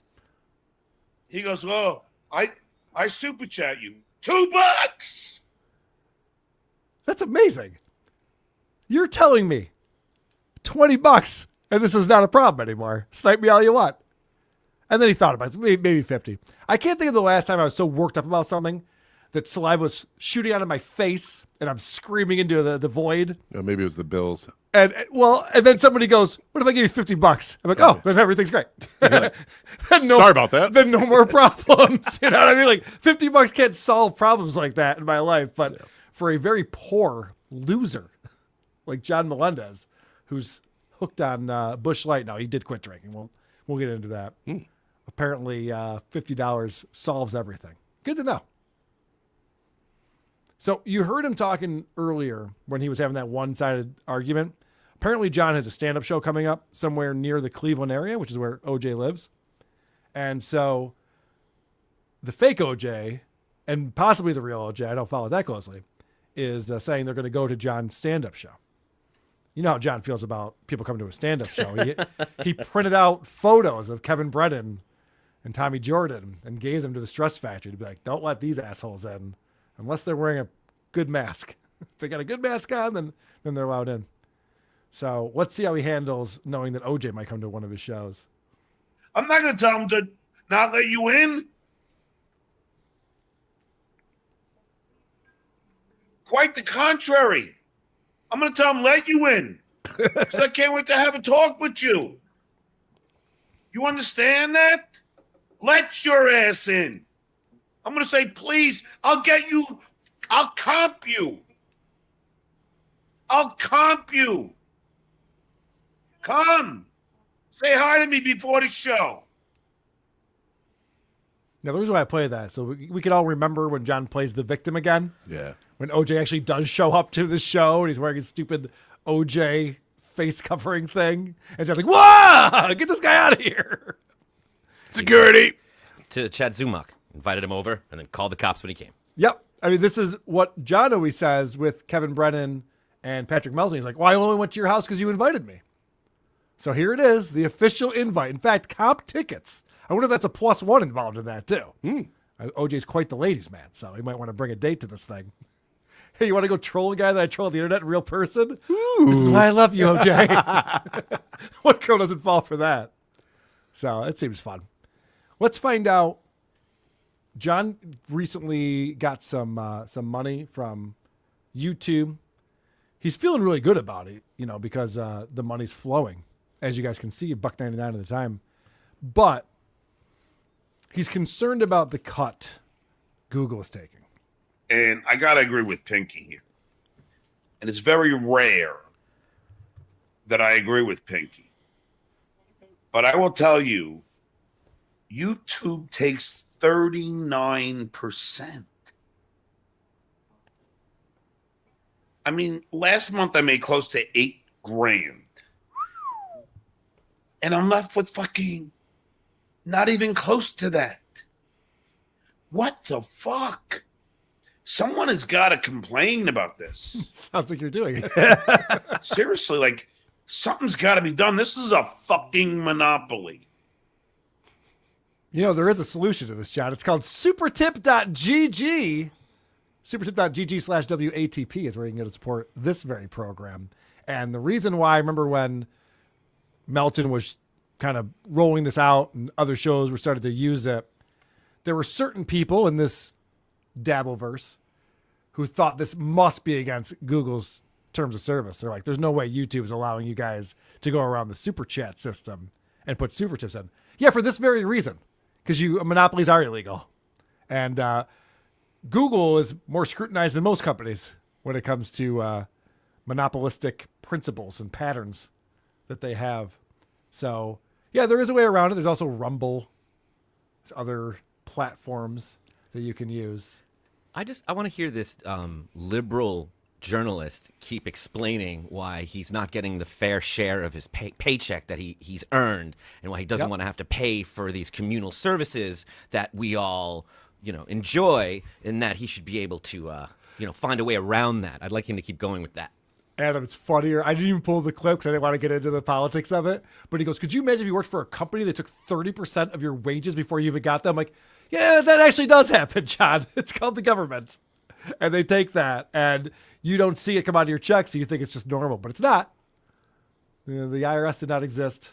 You think the chats are just going to clean themselves? They need to pay for this stuff. They need to get in there and clean it up. Right. That's exactly what's happening. So what's crazy is that John thinks that OJ, not just YouTube, but OJ is also stealing his money. Skill ruse today. Please stop bullying OJ. Really? He's going to take away my revenue? He is going to take away my show and just sit there and call me an asshole with that stupid fucking smoke-filled, gritty fucking esophagus fucking tarnish voice. Why does John think that OJ's stealing his revenue? Can anyone explain that to me? Why does John think OJ sounds like Benny Loco? Yeah, that was the Benny Loco impression. I know. I noticed that too. A little hack. But I'm confused why John thinks that, if people weren't super chatting OJ, they'd certainly be giving that money to John. No, definitely not. They like OJ, and they want to watch him, and they want to super chat him. And John still gets the same number of viewers that he always has on his live views. OJ gets more viewers than he does sniping him. But I don't think that those hundreds of people would all of a sudden end up in John's chat. They're just like, oh, cool, OJ's making fun of John. Let's watch that. And John's turned that into, oh, you're taking money out of my pocket by doing this thing. The old zero-sum game argument. That's not true and doesn't exist. I teased this earlier. John has decided to stop drinking, which I'm really excited about. I'm very proud of him for this. Yes, I am not drinking. I gave up drinking. Good. I stopped drinking except for green tea Mhm. and water. Okay. And protein shakes. Beautiful. John, I'm so happy for you. You know, a lot of people at the age of 60, Dr. Drew will tell you this. Once you hit that age, you're kind of set in your ways. It's not like you're going to change habits and all of a sudden be like, you know what? Getting sloppy drunk on the internet on cheap beer every night's not for me. I'm going to stop doing that. So thank goodness he's decided to quit drinking. Oh, wait, 15 minutes later. All right, fuck it. I was sober for one day. Skull! And then this is the great tell of an alcoholic when he's very proud of himself. Skull. First beer of the night. I made it to 7:06. It's 7 o'clock. Saying 7:06 is like saying you're 5'7" and a half. Yes. You know, you're not fooling anyone with this. Oh, 7:06. All right, yeah, you did pretty well today, John. Congratulations. And he's taking credit for that. And not only that, he's pissed because he was told by OJ. OJ goes, I'll tell you what, John, here's the deal. If you stream during the day, I'm going to snipe you. But if you stream at night, I won't snipe you. And so John goes, all right, that sounds fair. Again, this is not the real OJ talking to him, but whatever. So John's like pissed off because he decided like, all right, cool. That's the deal we have. I'll stream at nighttime. Please answer me the question. Please answer me the question. Proper sentence. He's the wordsmith. He's a teacher. Just so everybody knows who are just tuning in. Obnoxious John says, I only snipe you during the day. I'm not going to snipe you at night. What does he do? I show up at night, and what does he do? I stay sober all day, and I snipe at night, and what does he do? He snipes me. Poor John. He stayed sober all day for this. He just can't catch a break, this guy. Am I starting to come around on John? Maybe Aaron's right. I've been wrong about John this whole time. He's such a good dude. And he doesn't even want to have to strike people's channels, but they leave him no choice. So what are you going to do? I have one more clip on here because anyone who's watching this segment is thinking the same thing. This John fella, really smart guy. I wonder how smart he is. Well, John's going to give us an update on that. Play the song as many times as your IQ is. Well, my IQ is about, I think about what was it, 158 last time I checked. You think he had it written on the ceiling? You think that's why he was looking for that? What I love about that is, first off, the last time I checked, how do you check your IQ? Is that like checking the fluids in your car? Yeah, it's like a home test. Yeah. Let me check my IQ. Secondly, John is so stupid. He forgot the number that he used to make up about his IQ was 161. It's 161. It's not 158. Last time I checked, what's your IQ? He's mapping out his IQ. I was a 134 on the Stern Show. Then I was a 165. Then I was a 161. Now I'm a 158. That's not how IQ works. Stop talking about IQ, John. You're stupid. You don't even know how to brag about being smart. That's how stupid you are. You can't convince anyone that you're intelligent. And am I just watching a pre-recorded screen that you made so you didn't have to be on the show today? What's going on? I'm just so shocked. Oh, Did he you is see back. how Holy grossed he was? How grossed out he was when he went to drink? Like his body was like repulsed by it. He was making these grossed out faces. Not when he the, finally like, did have the Busch Light. Yeah, he wasn't like, it wasn't that like, I'm thirsty now, I'm hydrated. His body was like recoiling from it. And then he looked sad when he took that sip. He didn't look like it was a relief. He looked Grandpa, take your disappointed. medicine. Yeah. Come on, Grandpa, you got to take your meds. I'd rather have green tea, damn it. Yeah. I'm Yeah, just when- trying to work out and drink water all day. When you're just trying to maintain, it's a really sad thing to watch. Yeah. It's not great. Well, we bummed out Adam. Hopefully, Sorry. hopefully he comes I was back just on this rethinking one. some of my own life choices, and it was just, God it was a damn lot. it. All right. Fair enough. Coming up next, I want to talk about Bill Burr, the show that he did Monday morning, or the show he put out Monday morning, it's not when he did it, is some of the worst podcasts I've ever heard in my life. I'm shocked by it. So I want to get all into that. Also, Adam's got a nice Opie segment for us covering the last 4 days of Opie, including this morning where Opie was checking in on Howard Stern. Mm-hmm. It's been a while since he's done that. Also, a little Scorch action for you. We have Is It Gay? Megan will be joining us to play around Is It Gay along with Annie. And Cardiff has put together another To Poke a Dabbler. Voicemails, reviews, all of these fun things coming up. But first, supertip.gg/WATP. When you go there, you help us out because then YouTube doesn't get their 39% cut. We get to keep more of the money. The creators get to keep more of the money. And so we appreciate you fine folks for supporting us like Sean, the producer. I care so much about Johnny's health that I'm going to adjust his schedule from 4 hours, 2 days a week to 3 hours, 3 days a week. So now, instead of 8 hours a week on the show, I'm going to have him work 9 hours a week on the show. That should do it. I know. I was thinking the same thing. It's like, you're really helping him by making him work an extra day, but he gets an extra hour to sleep in. Okay, cool. Whatnot Chaser. Really bummed I couldn't find a steaming pile of shit filter. That would have been better than the egg. Echo Pineapple. Can Adam please interview Shmuel Buckman? Hashtag Busch Light. What do you want me to ask him? Yeah. Good question. I would tune in for that, though. I think that'd be good. He had Bob Levy on last night for like 2 hours. No shit. Mm-hmm. What did Bob have Hellraiser's to in say? with $5. Thank you so much. All that's missing is a frying pan to crack the egg. Remember, kids, this is your brain on drugs. Mm-hmm. Zach Hoffman has been a member for 20 months. Hey, boys, Skull! Skull! Achy, breaky, shaky. John is live. Check out the filter he's using. I don't know if it's the same one. Maybe it's a different one now. Stuttering Coke Jaw. SJ's egg filter looks like Carl's smaller testy. Yes, it does. It's the left one now.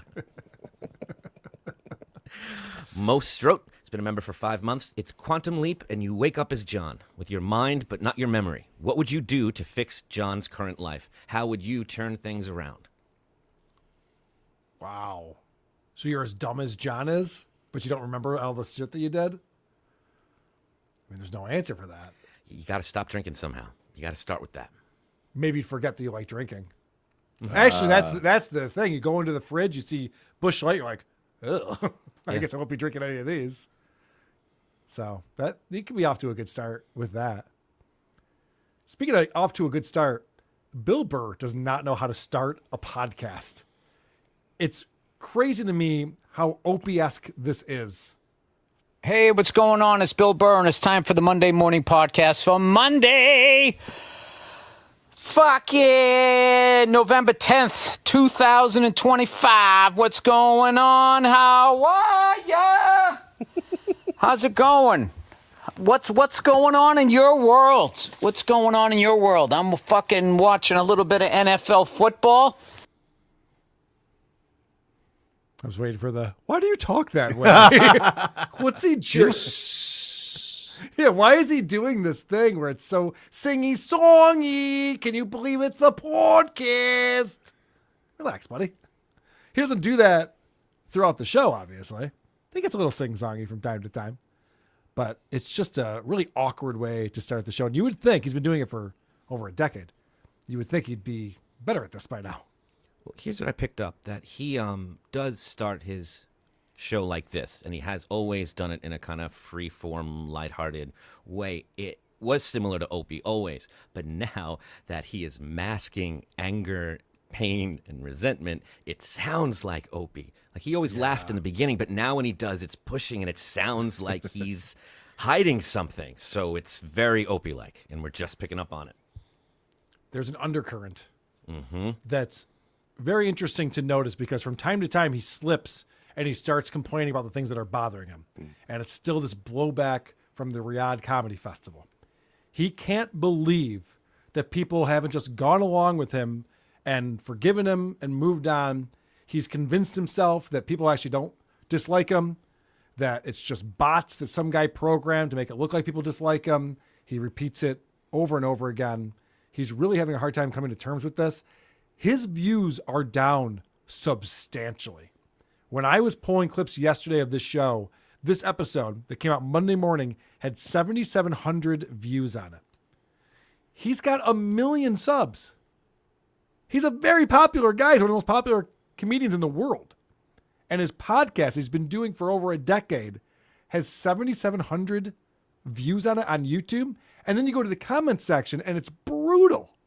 No one there is enjoying the program. Everyone's annoyed with this guy. And so I do think that he's trying to mask that and trying to act like everything's cool. I'm not worried about it at all, with all of this fake laughter, all this over the top, cracking himself up. The Arizona Cardinals, the all-white uniform, is the shit. That takes me back to when they were the St. Louis Cardinals with Mel Gray, O.J. Anderson, Jim Hart, Neil Lomax, Dan Dierdorf. That was my favorite time in Dan Dierdorf's career when he played football because you couldn't hear him talking.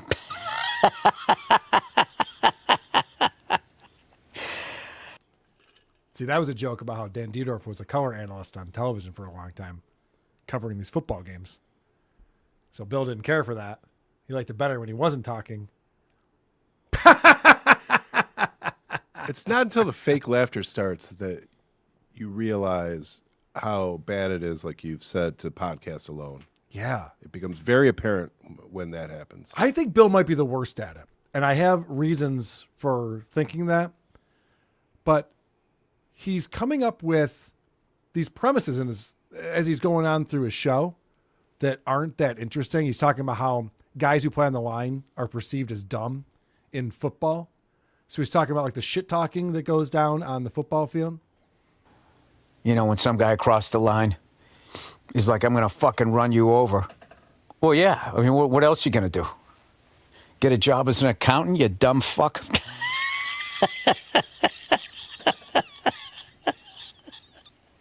I've been saying Opie, but that was Stuttering John. You dumb fuck.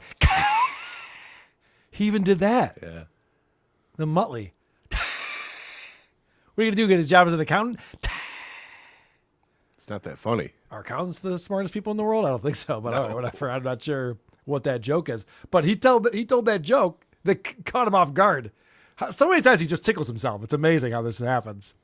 I could talk into a microphone for 3 hours and never say something. I'm just like, holy shit, I just said that. Can you believe it? Is everyone else believing this? But not only is he tickled by this, but he decides that this could be his next gig. Can guarantee you that has never been said on a football field, but that would be fantastic. Hey, any offensive linemen out there? I would love to write some jokes for you. There you go. There's the job. The offensive linemen, they need some witty comebacks on the football field. Hey, guys, no practice today. Bill Burr is here with some funny quips. I want y'all to try out against the Steelers today. You guys ready for this? Is Bill Burr about to list his credits? I think so. I think that's what's coming up next. He actually, oh, that's funny you say that, because the next part of this is him talking about how he wrote for award shows, and he really enjoyed when the presenter had to read his joke and see if they told it right and if it got a reaction and stuff. So yeah, kind of. He kind of does go through his credits here. Then he goes on this long rant about the Pittsburgh Penguins, the NHL team. He's not a fan of them. And he finishes up with this. Other than that, I got no beef with him. Tackle a fucking guy. Okay. So not only is he cracking himself up, but he's watching a football game while he's podcasting. I, for some reason, assumed that. I know what you're going to say, Adam. Shut up. Unacceptable. Shut the fuck up, Adam. Shut up. I know what you're going to say. I assumed that Bill was getting up on Monday mornings and recording a podcast. I don't know why I thought that. He's actually recording it Sunday afternoon. And he can't be bothered to spend an hour in the studio recording a podcast. He's just watching football. What an and asshole. worse than that, Adam. Worse than the festival is this. This is bad. This is now, rude. Hold on a second. There have been times when I've watched some sporting events while doing the show. Did not That's notice. because the Cubs are in the playoffs or the Sabres are on a 2-game winning streak, whatever the reason is. What Bill is watching, because he explains this to us, is he's watching the Seahawks play the Cardinals, and I guess he has some money on the Seahawks. The Seahawks are up 38-7 after the first half. This game is over. There's no reason to invest. He's a New England Patriots fan. There's no reason to care about this. If he has a bet on it, he's won his bet. So it's not an interesting game at all. So very easy to be like, oh, good, I can turn this off and do my podcast. He's got some stories to tell us. But no. He's constantly distracted throughout this entire show that he does. I tell you, that separates Mike Vrabel, I feel, from like 98%. That's a false start. What the fuck? Sorry. Cardinals driving. I should stay on for this whole half if they come back. Anyway. So this is a thing that's going on throughout the podcast where he's just being distracted by the television and then yelling out things that are happening. This doesn't come out until Monday morning. Anyone who's interested in this game knows what happened. They watched it. They watched highlights. They read about it. So this is not good content for anyone involved. And I would think a guy like Bill Burr would recognize this because he's kind of on the hot seat right now. Fewer people are listening to his show, but a lot more people are tuning in to be like, fuck this guy. Is he bringing up Riyadh anymore? Is he ever going to actually talk about this and address things that he's being criticized for? Is he going to continue to say it's the bots and that he doesn't deserve any of this criticism? So the haters, I would say, are tuning in. And what does he do? He gets distracted watching football for long periods of time. I'll tell you, I don't even know what I'm talking about right now because I just had my second cup of coffee, and that's an incomplete pass, baby. Incomplete pass. There you go. There you go. What is it now? 3rd and goal. Yeah, I had a couple of, Jesus Christ, I'm surprised they didn't call that. Where was his hand? No, that was fine. What is the rule? You can't have it on his hip and pull him around. He was kind of doing that. I don't know. Why the fuck would you run it there? Okay, Bill, it was 3rd and goal, and they were like on their own 7-yard lines, and they ran it up the gut. I don't know. That was fucking bizarre. Anyway, I know I have the TV on. I'm getting distracted here. Oh, you do know that. That wasn't a supercut. That was all one. That was just one clip, 60 seconds of him just staring at the TV and going, I wouldn't have ran that play. Wait, was that holding? They didn't call it. Well, they could have called it.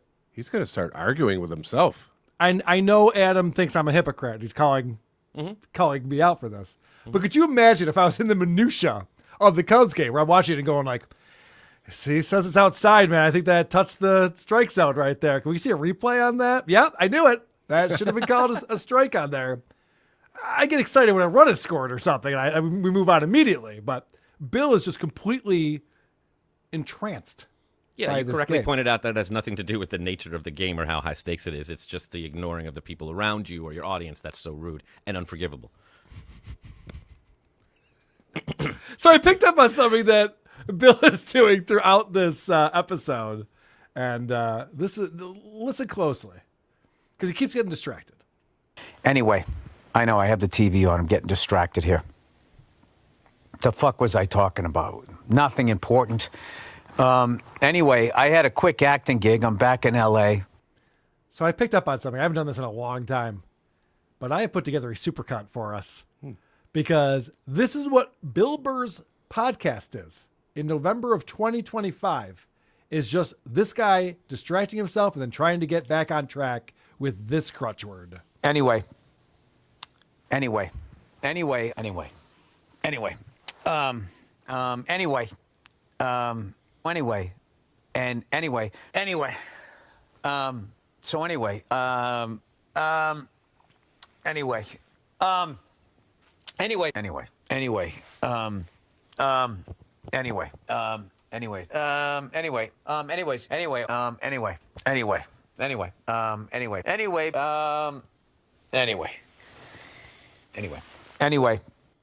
28 times in a 60-minute long podcast, he says, anyway. I I'm telling you, he might be the worst podcaster out there right now. Especially of the big names. Especially if the guy's been doing it for this long with the sponsorship deals that he has and everything. This is garbage. I noticed he's only down to 4 fonts. I think he was listening to Adam. That is impressive, yes. Doesn't look as chaotic as it did. Why do you think he believes Pete Davidson is getting a pass and can joke about it publicly, and he's not? I think that's what he's wrestling with. He's so insulated in this bubble, because I was talking about this with Drew yesterday on his show, and Drew's like, doesn't he have other friends who are comics that he can talk to about this? And they're like, hey, sit him down and be like, Bill, this is what you're doing wrong. I think he's beyond that. I don't think he's hanging with his old comic buddies because, yeah, almost everyone else, there's a couple exceptions, almost everyone else who performed at this Riyadh Comedy Festival, the fans of them have forgiven them and moved on. And Bill, they are still, and you know, there's a lot of good reasons for that. The way Bill has handled this, all the things that Bill has said leading up to taking that gig. You know, in fact, he goes back to complaining about comics calling out other comics on podcasts and stuff. We talked about this before. This is really bothering him. 2 things that blow my mind. Comedians trashing other comedians in specials and on podcasts, just the cannibalism of that. And then also watching like states hating other states. It's like, did we learn anything? Have we learned anything?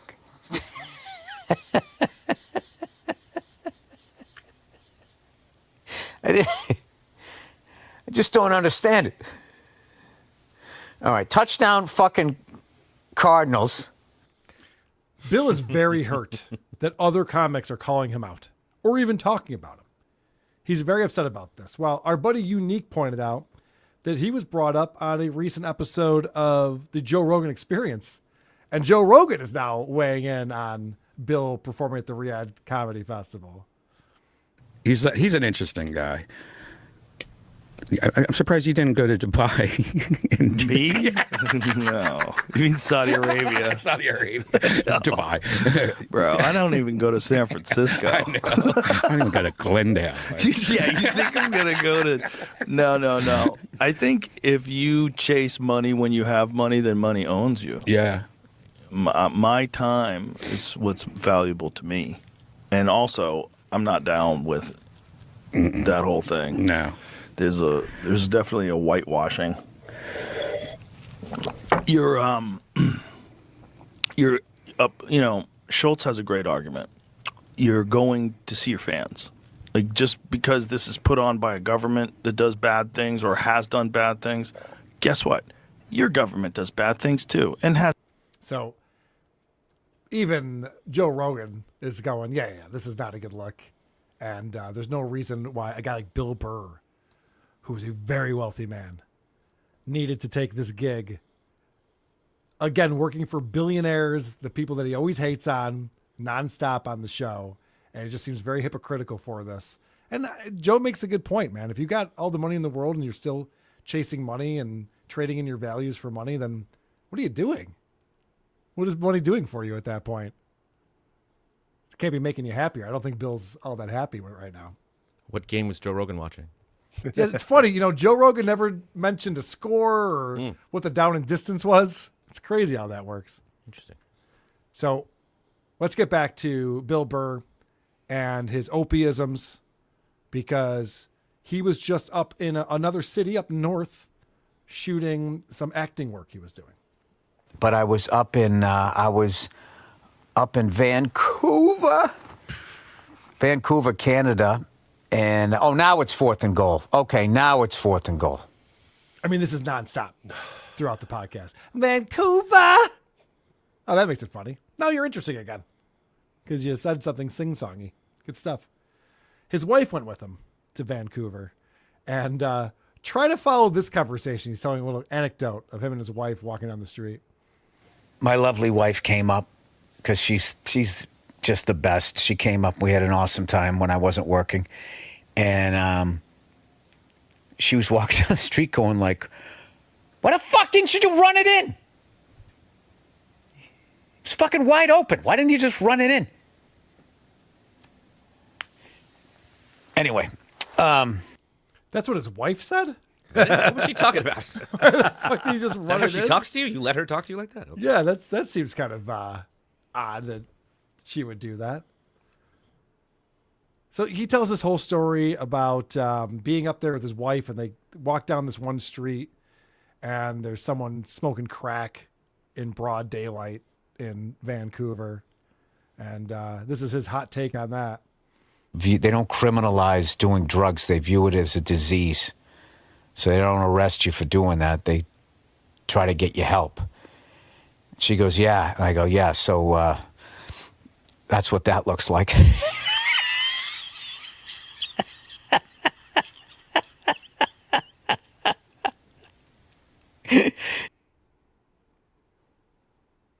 What was funny about that? They're I don't know. suffering. That they're He suffering. needs- and He needs a Ron the Waiter. He needs someone to bounce things off of. This show is horrible. And it's one thing for him to sit there and crack himself up and say, Vancouver. But the way he's getting distracted by everything that's going on TV, and he's getting mad about shit. What the fuck was that? After a goal line stand, what do you do to reward your defense? You come out and you throw a fucking interception to... Oh, you motherfucker. Actually did great this week. I'll get back to the drug. Oh, it hit a helmet. My fault. We're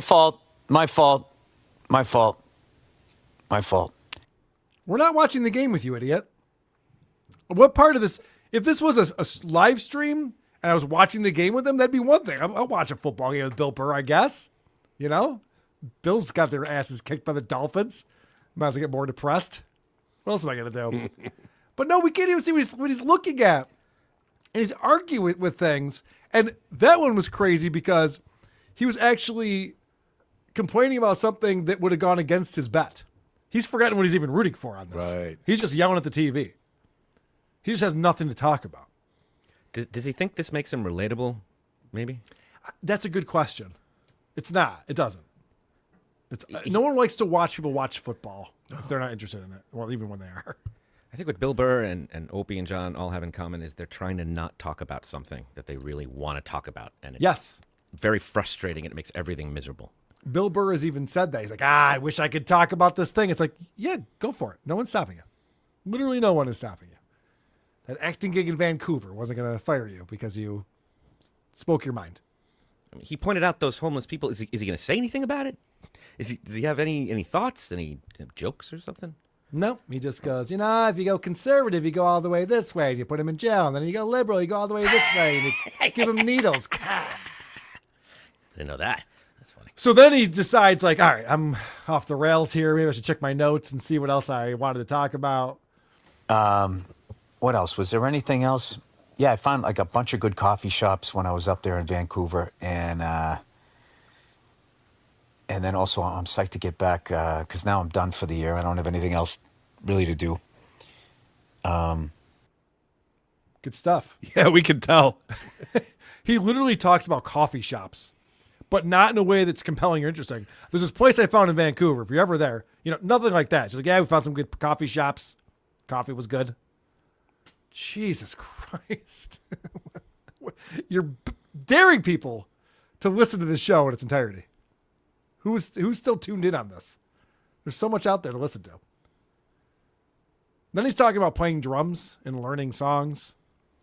That's one of his hobbies. And this clip just includes all of the hits for us. I finally just Googled the same way I Googled how to forgive people.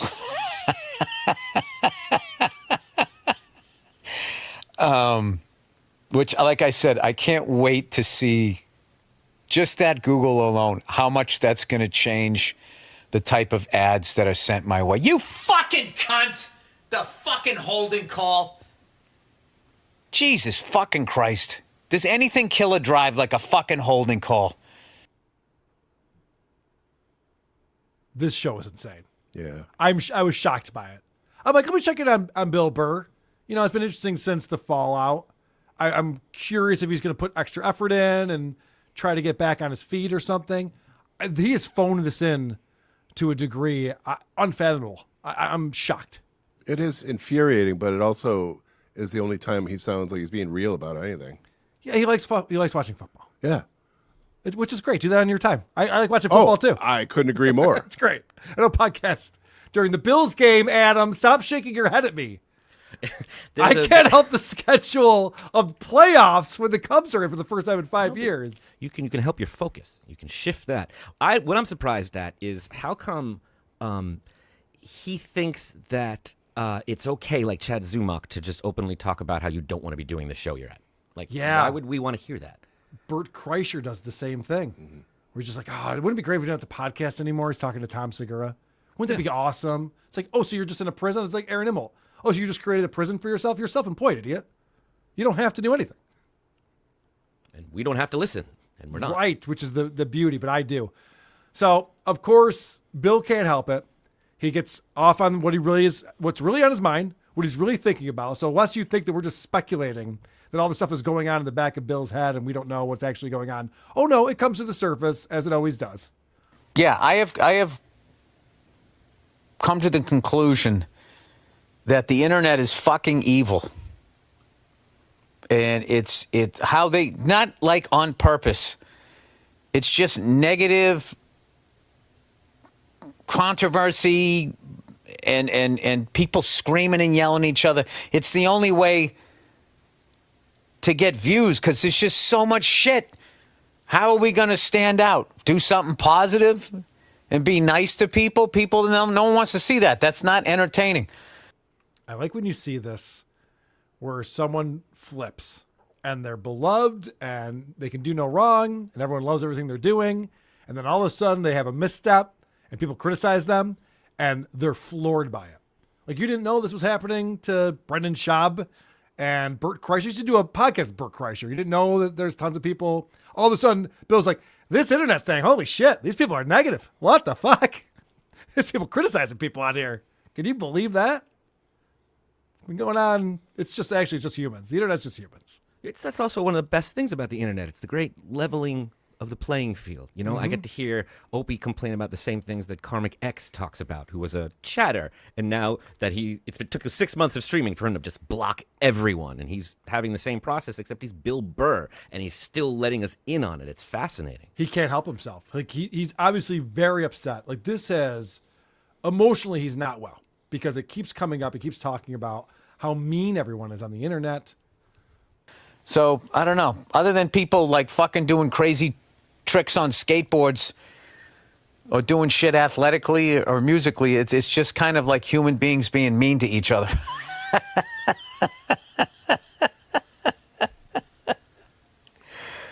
So I'm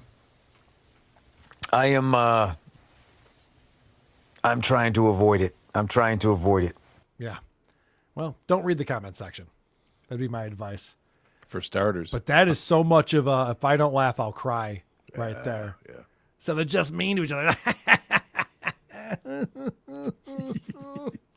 I missed. It's so sad. I didn't get it. We're allowed to watch skateboards, music, and penguins. What was it? Athletic endeavors, okay. I believe, was the other one. I don't want to fuck that up. What we're watching here is, just like all of our favorite pals, somebody doing a show against their will. The only reason they're doing the show is because then the haters win. Well, also, I think because Bill has a lot of sponsors, probably with contracts and things. Oh, yeah, we're not used to that. That helps a lot also. He's obligated. He's got all these ad reads, and that's steady income for him, so he's kind of obligated to do it, but he does not want to be there. He does not want to be doing this at all. And he's still, for whatever reason, blaming the bots. No one will tell him otherwise. I don't even know what the fuck I need, but I don't need to be going around fucking upset about shit. I don't even know what it is and get myself all fucking worked up over something a fucking robot said or a bot. I really want those fucking nerds to just ask them the question, like, why do you do that shit? I'm pausing it real quick. So that was very telling right there. It's like, I don't need to get all worked up about this stuff that wasn't even written by a person. It's written by a robot. This is what his agent or his manager or his wife or someone is telling him to soothe him. Oh, Bill, you're still reading comments again? It's not even a person. It's all AI. What are you even worried about? So now he's coming up with this idea that there's someone who's in charge of programming these bots, and the only reason why they spend time programming them is to fuck with Bill Burr. Like, you just go around trolling your own countrymen. You can't see what that's doing to people. Someone's getting their feelings hurt on the internet. That's too bad. You people are really tearing me apart, and intentional grounding. Yeah, right, exactly. There's a receiver in the area. What the fuck, ref? I hope they review this. So he finally does catch himself because he realizes he's spiraling, and then he's saying all the quiet parts out loud. And then when something positive happens and people try to bring people together, then all of a sudden you give a fuck about human rights and start demonizing. Oh, how the fuck could you? How the fuck could I do that? How the fuck could you tear your own country apart? You cunts. Oh, am I ever going to let that go? Wasn't I talking about forgiveness? I think I was.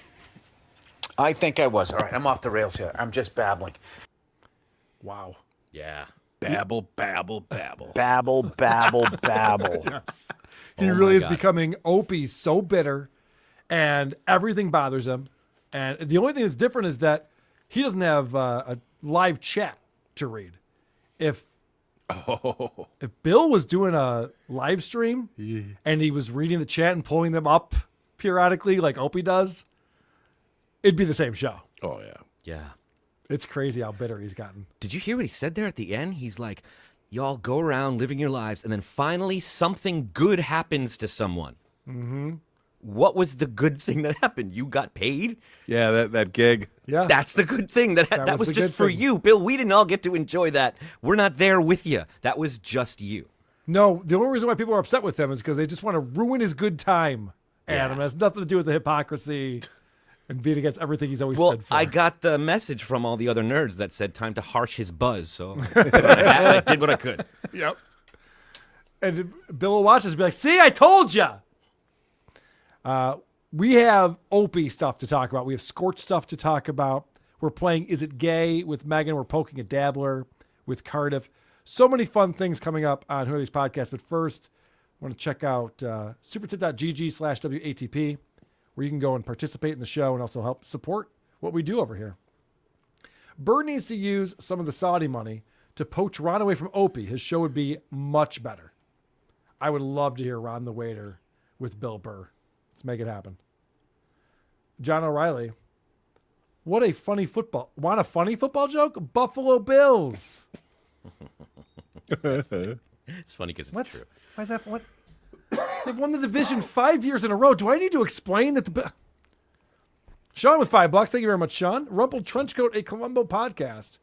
When you like someone, you overlook their flaws. When that magic is gone, you realize what a loser jerk they are. Anyway, about Bill Burr's podcast. Hey, wait a second. Zigged when I thought he was zagging. Finn Cooley says, "Ya fucking." That's pretty good crowd work. Good stuff. Stuttering Burr says, "Rumpled Trenchcoat." You dumb fuck. And drug in Riyadh equals death penalty. Burr wins again. Can you believe Vancouver, man? Yeah. Vancouver is a heard about it. Western city. It's pretty normal, pretty similar to the ones that we all live in. All right, let's get into Opie stuff.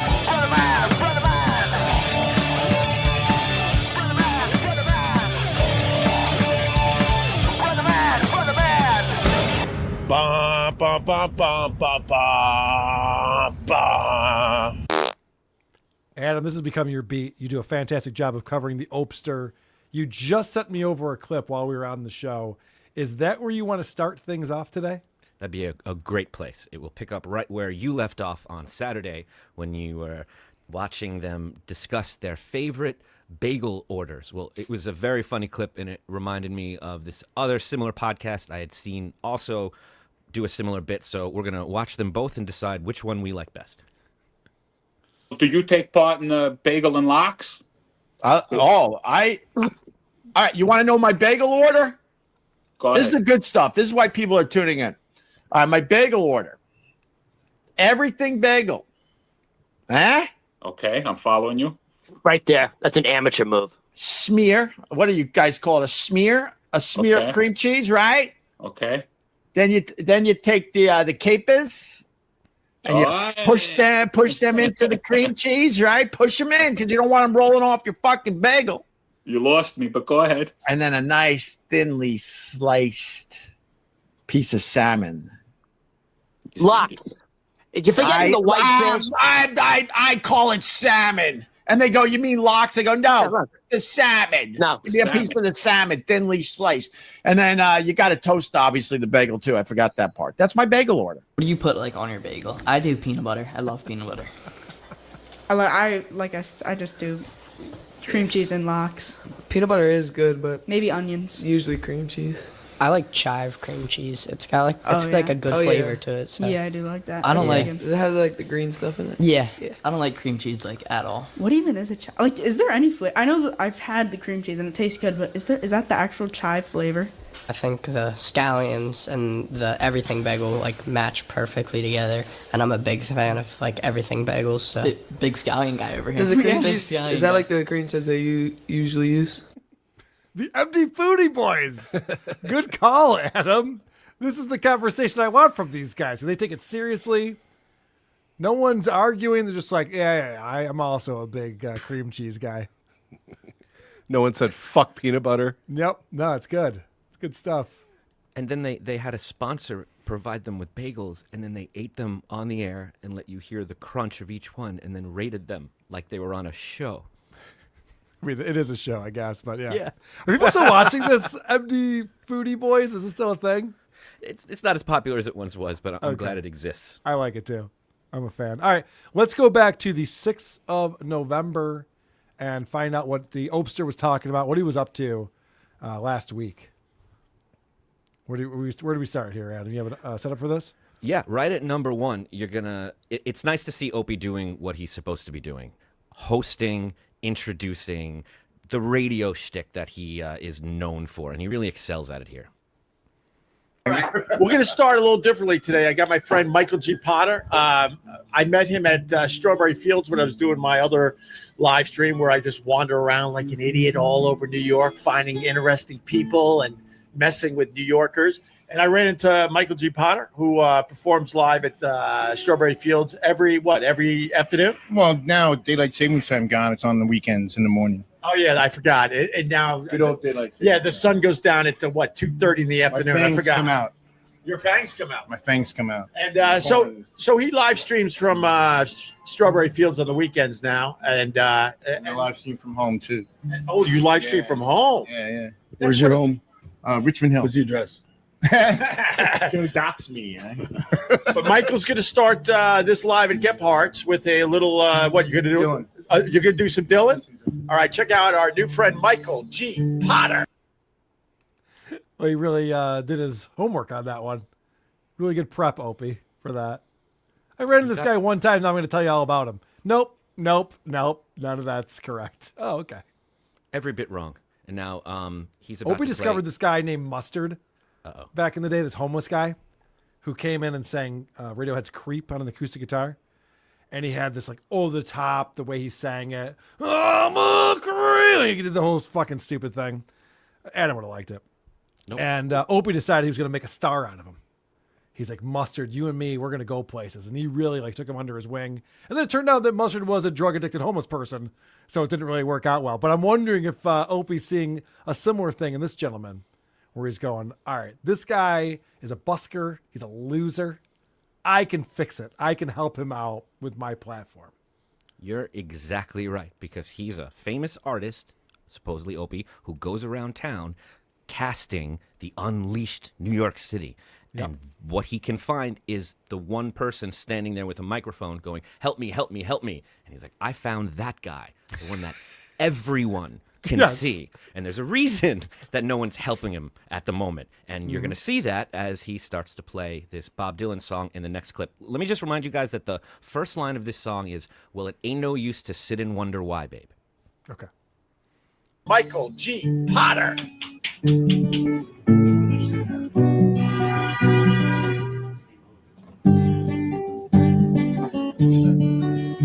And there ain't no use in turning on. No, Ain't no use in calling, and there ain't no use in calling out my name, gal. Like you never done before. You know what? I gotta start. I gotta do that over. I'm sorry, man. This is live, right? Memorex. Great. This is quite awkward. Awkward. No. Let's acknowledge that it was awkward. No. Now I'm babbling over your vocals. I just want to acknowledge how awkward that was. And Michael G. Potter is gonna try again, man. So here we go. Michael G. Potter live at Kip High.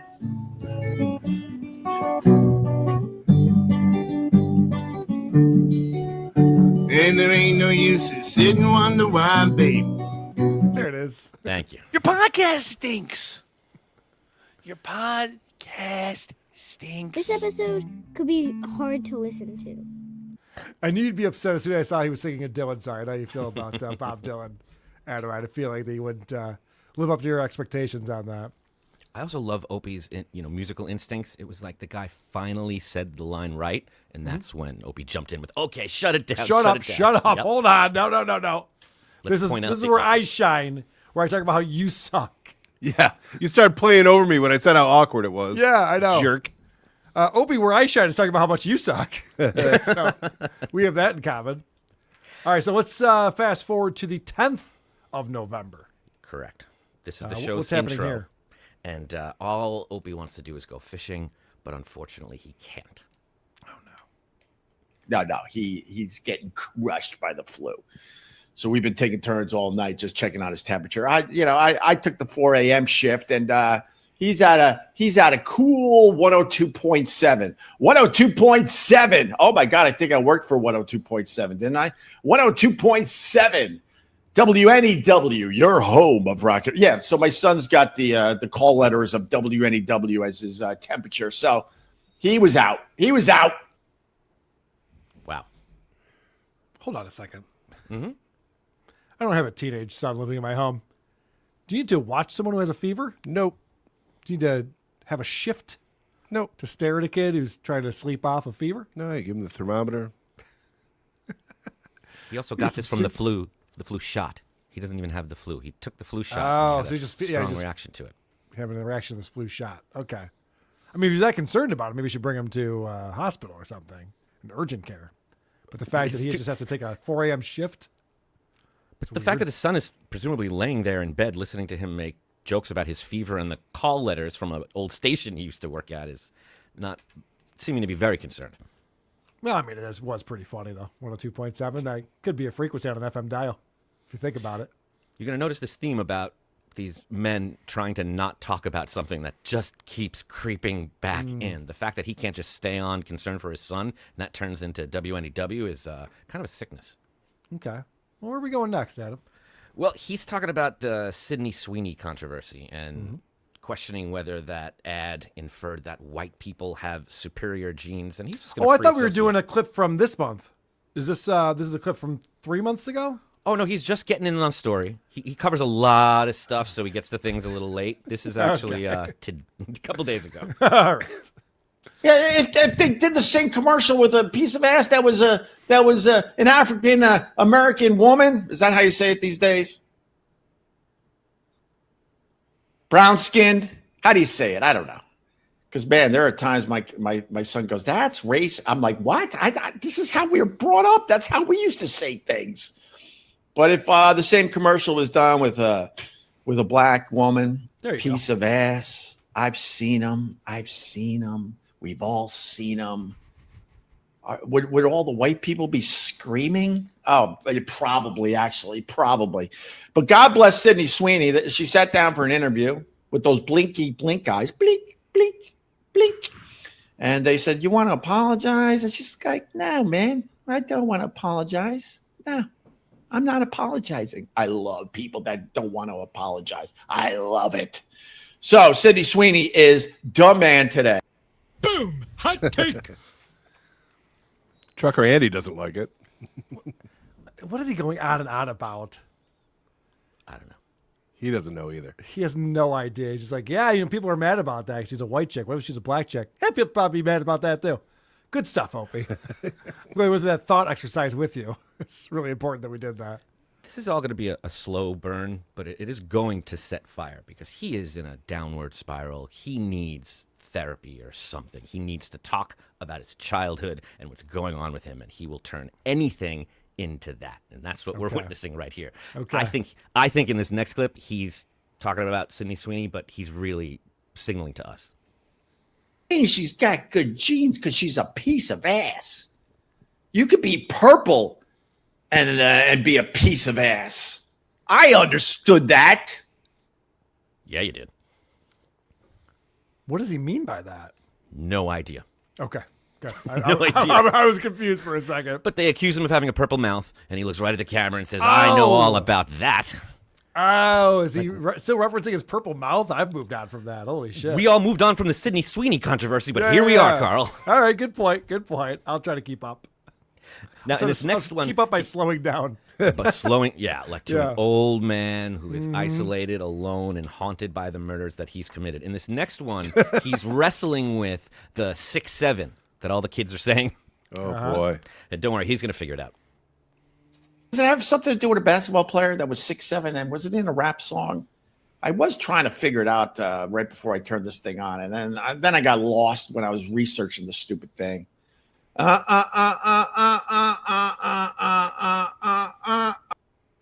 we don't need your help on this one, OP. You can sit this one out. We weren't expecting you to break it wide open for us, to be honest with you. Who says that on their show? Don't come to me for any answers. I'll just get bored and move on. Yeah. Fucking idiot.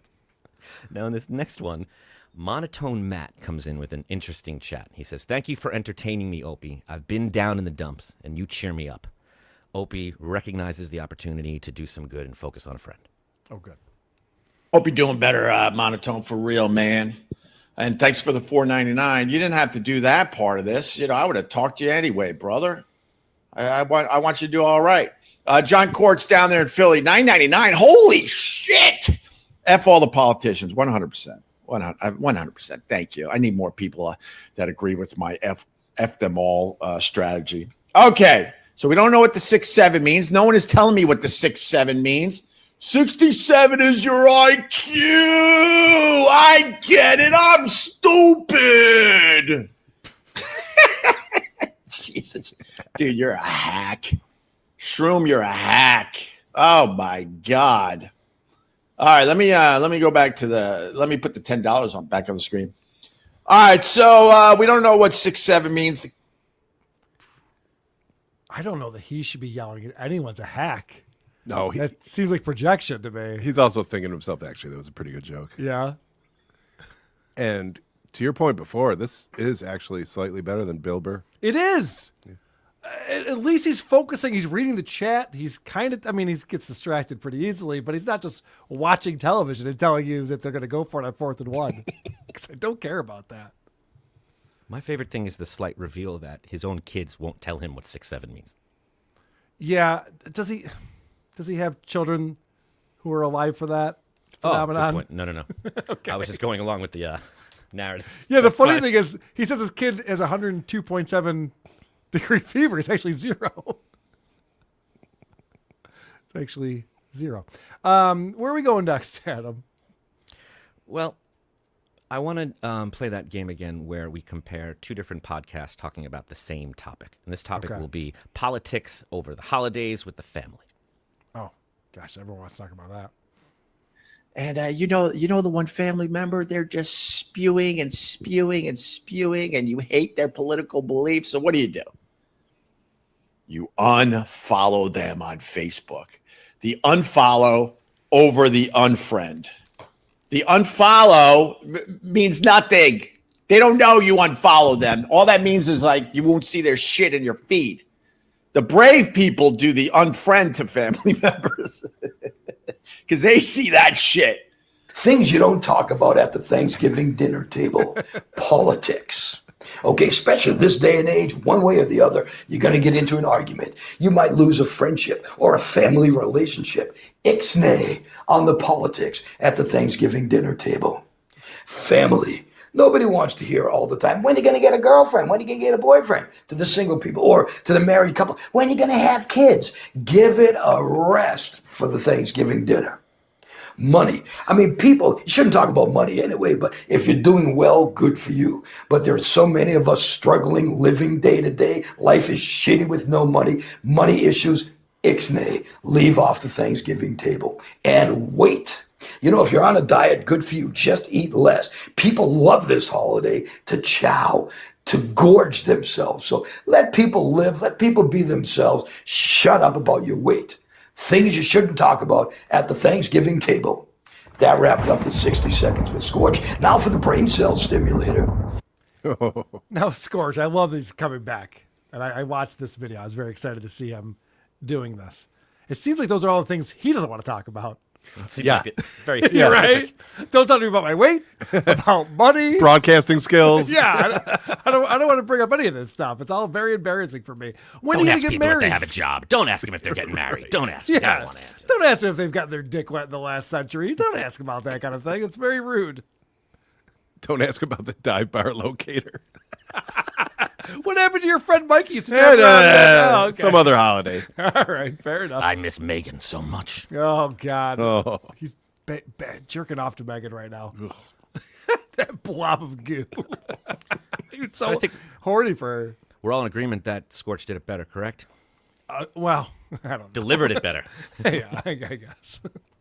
I can't go along with you on this. You gave me nothing the last 3 segments. I'm giving you nothing on this one. No selling on this one, Adam. At least we knew when that was going to end. Yeah, right. At least there's a countdown. If Opie showed a countdown, I'd be like, how much longer is he going to wrap? Oh, okay, 32 seconds. Good. All right. I could do this. Yeah, I can make this happen. Talking myself up. Come on, Carl. You got this. You got this. You were doing great. You were doing great.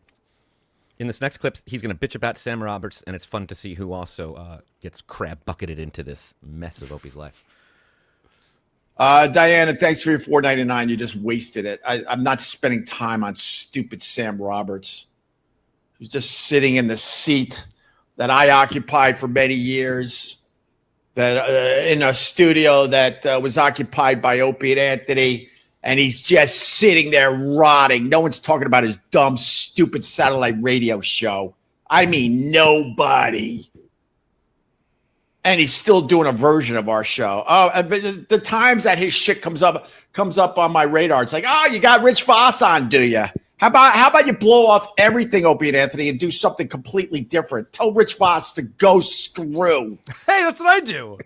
I guess I talked about him, so thanks for your $4. That's my All right, job. let me go to Matthew. I think 6-7 means the actual number of bits you contributed to ONA. I get it. I sucked. Dude, you wasted $4.99. No, he didn't. But thanks for your $4.99. Well I got it. I admitted that the last few years on Opie and Anthony, I was wallpaper on my own show. I admitted that. I had two guys that it was more they had the chemistry, and they absolutely definitely pushed me out of the show. And I just sat there. I just fucking sat there for the last couple of years. I'll admit it. But there's plenty of great stuff I contribute to before the last couple of years of ONA. All right. So it was your wit that kicked you out of the show or pushed you out of the show. It wasn't their chemistry. I love that he tries to just be like, well, they just had good chemistry. No, they're just way funnier than you and more interesting and had compelling things to say. Yeah. And you weren't paying attention and didn't give a shit. We're playing Candy Crush. Mm-hmm. He was honest for a second, and then this thing with Sam Roberts. Adam, you got to cut these things shorter. It was 8 minutes ago now, but Sam Roberts had Rich Voss on the show. Mm-hmm.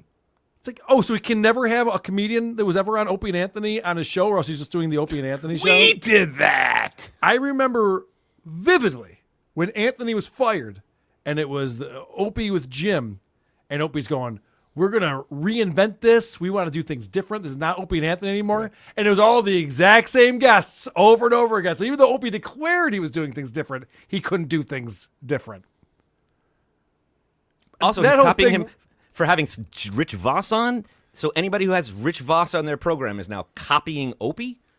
Yeah, that doesn't make any sense either. He's just bitter because he saw Rich Voss. He knows he can't talk to Rich Voss anymore. They're not friends anymore. He's burned every bridge that he has. He'd love to have these people on the show. And the balls to say that no one's talking about Sam Roberts. The only people that are talking about Opie are people he doesn't want talking about Opie. Yeah. He doesn't want to hear me and Anthony and Patrick Melton, people like that bring up his name because it's never going to be a positive thing. He doesn't want to hear his own producer bring up his name. He doesn't want to hear any of this. No, I know. He does not want reality. But just when we thought we've given up on Opie, he has a sudden change of heart and remembers Monotone Matt is somewhere in the chat feeling blue. That's right. He needs to be cheered up. I forgot about that. People started thinking because they think too much. Like I said to that guy that was suffering from depression, Matthew, right? Where's Matthew again? Matthew. Where's Matthew? Oh, no, that's not him. Oh, hold on.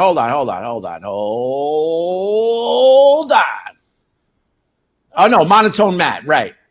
You know, just live in the moment. Be your true self. Push through your depression, and you're going to be just fine, okay? All right. So then the people that have too much time on their hands and they have to just find the shit wherever they go. Does this sound more like he was scolding him than giving him pepping him up or something like that? It's more like grow a pair. Yeah. Ah, man, I've been going through some really tough times. You know, chemo's pretty tough on my whole system, and I've just been depressed. But I appreciate you being there to kind of get me through it. Oh, fucking grow up!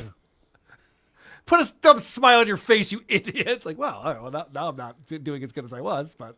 And as for people with too much time on their hands, messing with people, that's what he does in Unleashed.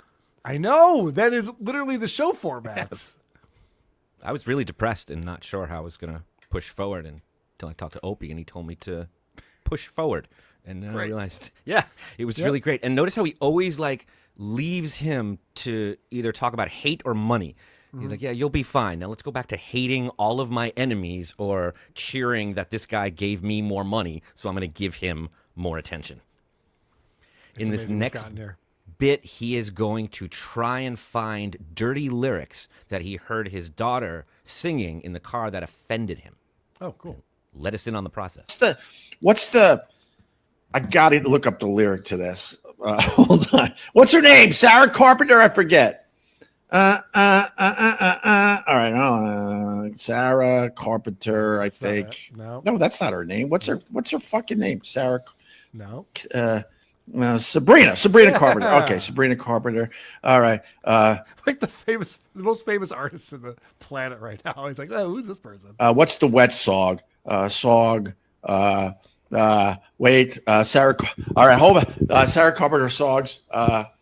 Please. No, on my way. No nonsense. Looking at me. I don't know which one it is. All right, wait. Sarah Carpenter songs. Relax. This is just a stupid live stream. I'm literally at my windowsill. There's no pressure doing this. So let me take my time and figure this out. Sarah Carpenter songs. Yeah, you can cut it there. I giving himself a little pep talk there. Yeah, who's he talking to? Hey, why am I freaking out? Why am I freaking out? No one cares. No one's watching. No one's paying attention. Am's not going to clip this. It's not a big deal. See the city back there? Yeah. The screen's not a mirror. He thinks he's looking at himself and talking to himself, but we're all watching it. So that was evidence, by the way, I want to point out. That was evidence of what Anthony has always said, is that Opie refuses to do a real show format so that he can give himself an out when no one's paying attention and nobody cares. And now it's been going on for years, so there's really no excuse for it. Mm-hmm. And, the fact that Opie has said he would beat Joe Rogan if he tried. Right. And he could do all these things. He's one of the top 5 podcasts. I won't let this go. He's a top 5 podcaster in the world. So only 4 other people who can do it as well as he does it. But he gives himself this out where he's just like, guys, am I stumbling and stuttering and I'm not prepared? I don't even know who Sabrina Carpenter is. Sure. But look at me. I'm just kind of sitting in a room in my apartment. So not really trying. You got to give me a pass on that. That's what acting students say on the first day of class when they didn't work on it. If I never really try, you can't really make fun of me. And if I did try, boy, you wouldn't even be able to take it. But we'll never find out. Yeah. One of these days I'm going to try to learn guitar. I promise. I swear to God. And I'm going to be better than you when I learn. Damn it. Don't you worry. So he finds these lyrics, and I'm surprised. He's shocked by them. Lyrics. Okay. All right. This is what the kids are listening to today. The song is called Tears by Sabrina Carpenter. This is what I have to listen to when I'm driving home from the beach with my my 2 kids in the back. And me and my wife just look at each other like, we're in it. 2 teenagers. Are you kidding me? My son is sitting there 6, 7, 6, 7. And then my daughter's cranking out Sabrina Carpenter Tears. And the lyrics are, I get wet at the thought of you being a responsible guy, treating me like you're supposed to do. Tears run down my thighs. Whatever happened to love me do? Oh, Jesus. He. You're coming to 1964. All right, let me snatch another tenor. Oh no, I can't snatch another tenor. You can cut Oh no, it. it was Kill the Batman. Yeah. Whatever happened to Love Me Do? Fuck. Why are they driving back from the beach when they live at the beach? Oh, remember he spent a long weekend there because the kids had the day off school on Friday. So he's like, well, if we got a day off, I got to go to stay at the beach house. Gotcha. Does he understand that Love Me Do is actually dirtier than what he just read? Like, Love Me Do is about fucking. She said, I want a responsible guy to treat me nice. But it also gets her pussy really Well, wet. she did sneak that in there, but I There was was not that expecting part. to be about, a responsible person. Where the tears fall, I don't know if the kids even noticed. It seemed a little old Right. manny to me. But Yeah, I in agree. In this next one, he's really going to let you inside the creative mind of an artist. All right, I'm gonna go. That was it for today, I guess. Nice and easy. Listen to me. I like doing these live streams, but just subscribe to Opie Radio, please. Even if you watch this whole thing, and then download today's episode. Let it play in the background. I don't give a crap, especially if you already heard everything. Because that's how I make my money these days. I make a few shekels doing a live stream, little pocket money. But, my livelihood depends on you subscribing to the Opie Radio podcast, downloading episodes, and letting them play. Push play and walk away. That's my slogan. I don't give a shit if you listen to any of this. But definitely push play and walk away so I get the ka-ching when the commercials play. That would be a big help, okay? If you gave me a few bucks, thank you very much. If you hit the like, thank you very much. Hit the like on the way out. That's cool too, right? All right? All right? Where's Ron? Ron will be on tomorrow. Ron's doing a lot of these with me these days, so he'll be on tomorrow, okay? All right, guys. Yeah, I guess that's it. It's always awkward. Yeah, I should just end. Good stuff. All right. It's painful, right? It's like it takes time away you're never going to have back. I just wonder about the iHeart connection that he has, if that's still going on. Because he was bragging about how this company's going to sell advertising on his behalf. He'd make more money. And now his whole pitch is, I put a bunch of ads on my show that no one will ever hear, but I'll make money from it. If I'm his partner in this, I'm the ad sales team. I'm not real thrilled with that. Yeah. Demeanor. Press play, walk away. Yeah. Not a good right. slogan. Right. I'm not really all that happy about the host of the show saying, ignore the advertising, don't even listen to it, just make it seem like someone heard it so the advertiser has to pay for it. It's kind of shitty. What is it with Opie and Bill where they need their audience to be bots? They just don't Right. even, please don't enjoy this program. Just pay me and don't listen and don't talk about it. Kind of the opposite of what your dream is when you're growing up and wanting to like create stuff. Yeah. I think it's a Opie realizes that his show is garbage. Mm-hmm. And so now he's just begging for, can you just like make it look like the numbers are decent so I can have some money and my wife stops nagging me about this dead end thing that I'm doing? Yeah. It's pathetic. What he should be doing is try to put on an entertaining show that people want to listen to. I sometimes promote that we have a audio podcast. We still put it out twice a week for these podcasts, wherever you listen to podcasts. And we take out all the super chats and super tips for you. Ed, the editor, does a great job cleaning it up. And you can just listen to this podcast on Spotify or Apple, wherever you listen to podcasts, and enjoy that. And I don't say, and if you could do me a favor, just download it, let it play with the volume off. Just so I get the credit for the download. It's like he knows enticing them with some kind of content is not even an option. Yeah. It's just do me this solid. Yeah. No one's buying that open. There's no way your podcast is any good. I know, but hear me out. Here. He did plug that Ron was going to be on. That's So smart. this has turned into a thing. That is a smart thing to do. Love it. And you know he never plugs Ron's gigs. Yep. He'll talk about them afterwards, but he'll never say, go catch him in Astoria at this place at this time, which is basically... They're embarrassing open mics, though. I mean... Who cares? All right, fair enough. Who cares? He's not getting paid much. But how slow and just funeral-like Opie alone feels, it makes Ron in this next clip feel like he's out of The Simpsons. He's so alive. I've been doing this for 12 minutes. I started. I know you've been talking about fucking pieces of. You're talking about toilet paper being rationed in China.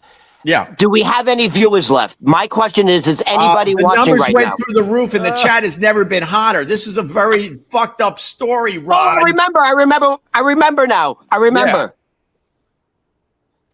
So before we start, look at the sunlight going right through you. Oh my God! Look at that. Hello, Ron. Look at that. What's going on with you today? Okay, a couple of things going on here. Obviously, Ron's still thinking about Anthony's video, where he's going, Opie hates the way he looks, so he's backlighting himself. He's making sure the sun glares right into the camera, so you can't see him. And Ron's picking up on that, but also just the ball busting and the fact that Opie can't riff with that. And go on with things like, I know, what do you got then, man? Wouldn't that be the right reaction? Not, the chat's never been hotter, the views are crushed. It's like, no, Opie, obviously, if Ron's calling out for being boring, you're probably being boring. It's okay. It happens a lot to you. He can't agree with whatever the person says, just as a rule, and it's so frustrating. Yeah. This next one's self-explanatory. About this.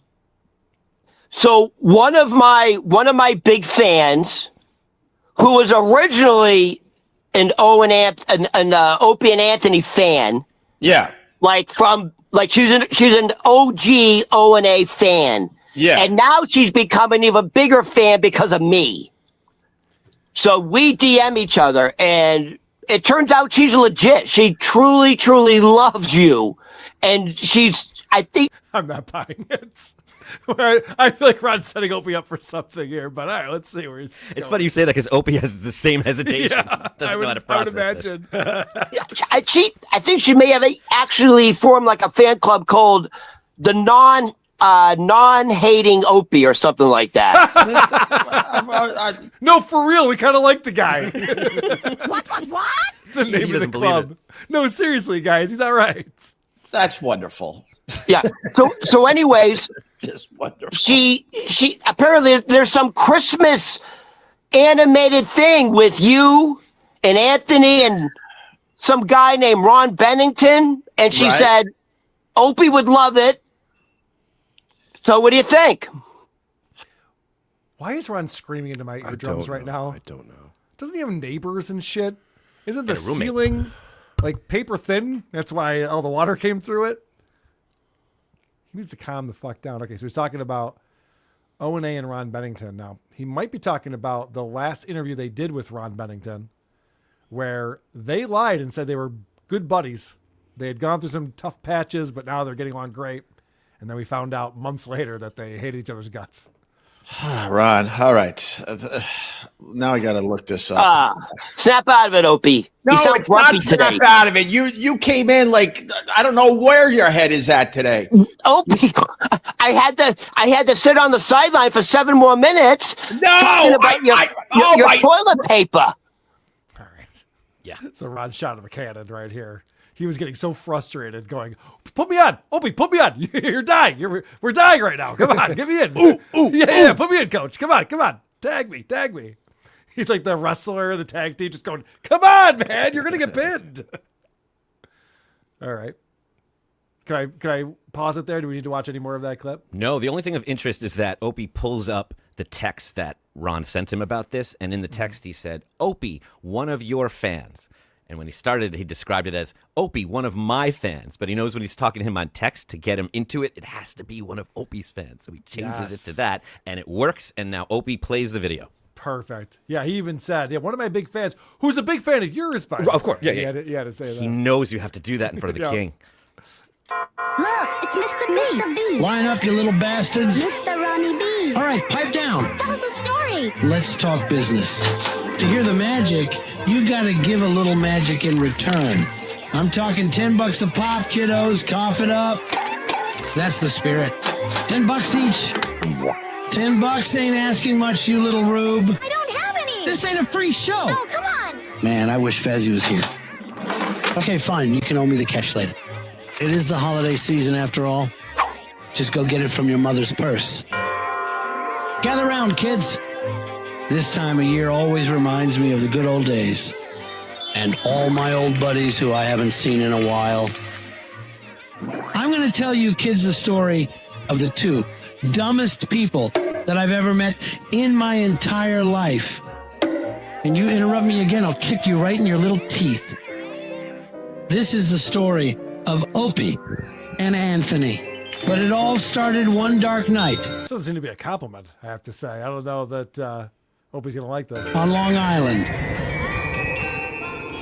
You know Greaseman and Howard and Wolfman and Imus. I've never seen this before. Limbaugh and Kasem and Art Bell and Lycus. But do you know the most stupidest duo of all? Uh-oh. I think Rob might have stepped in it right here.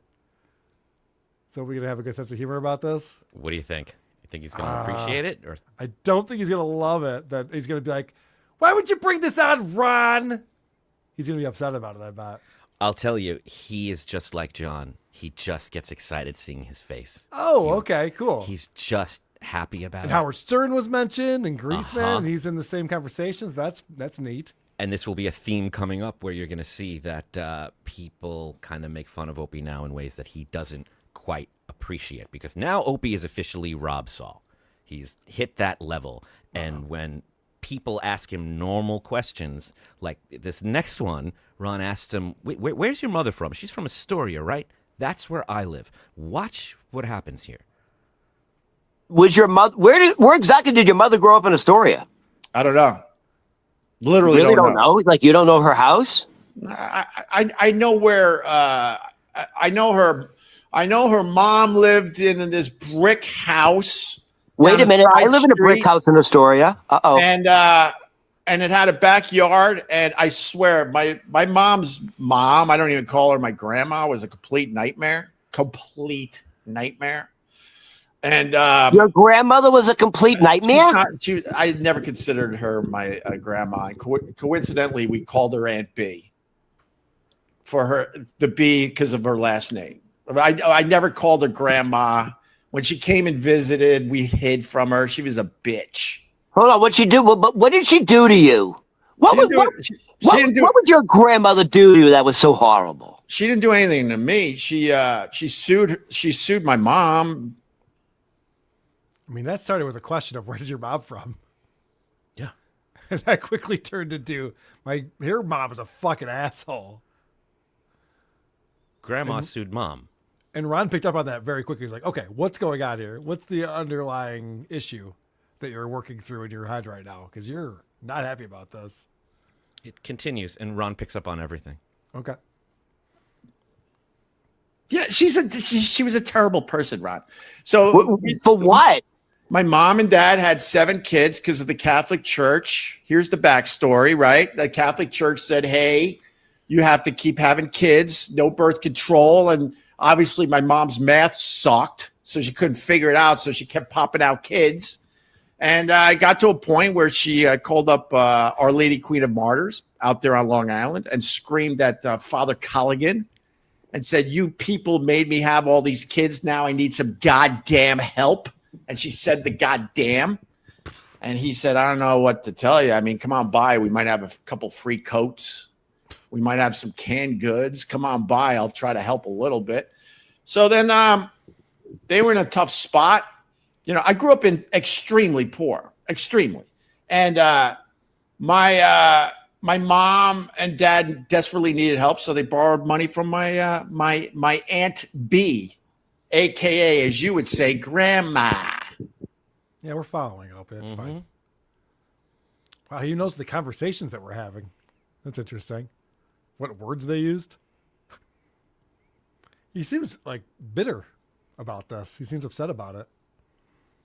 He's also telling this very strange, unique story as if, like, tale as old as time. We've all been through this. Like, why are you dragging this out of me when he's not really? Opie needs someone to talk to. What was the math part of that? I You looked confused by that. Yeah. She got knocked up because she didn't understand how math works? Right. Yeah. That's why she couldn't stop having kids, because she's famously bad at math.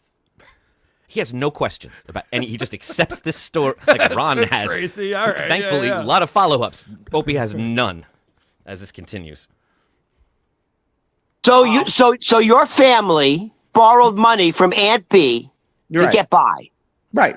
How much we talking? It was a few. It was a decent number. She had it, no problem. Right. And she didn't need it.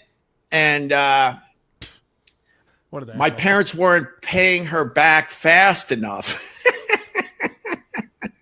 As kids are crawling around the fucking living room, they weren't paying it back fast enough. So my Aunt B famously sued my mom. Okay.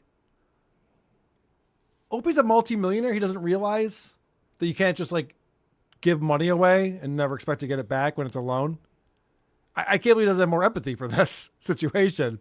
Can you believe that? Money was given knowing that it'd be paid back and then it wasn't. And so she had to get the legal system involved. Yeah, it happens all the time. That's how not paying your debts works. She was in his life until he was 10, and he just believes this story. Yeah, that's crazy. She didn't even need the money. What? why were you guys so poor? None of this makes any sense. Yeah. When my older brother was my guardian, and we lived in Orlando, we found out that that's where my father's estranged father lived. And we knew they didn't talk, but we found the address. We went out there. We met with Grandpa. Then the next time my father came to visit, we reunited them. I still can't remember why they weren't talking or what it was. But at some point, you just kind of question these things, and you want to look into it for yourself. He's like, she had the money. She didn't need it. End of story. Yeah. My mom was bad at math, so she had a lot of kids that she resented. What's the problem? None of this makes any sense.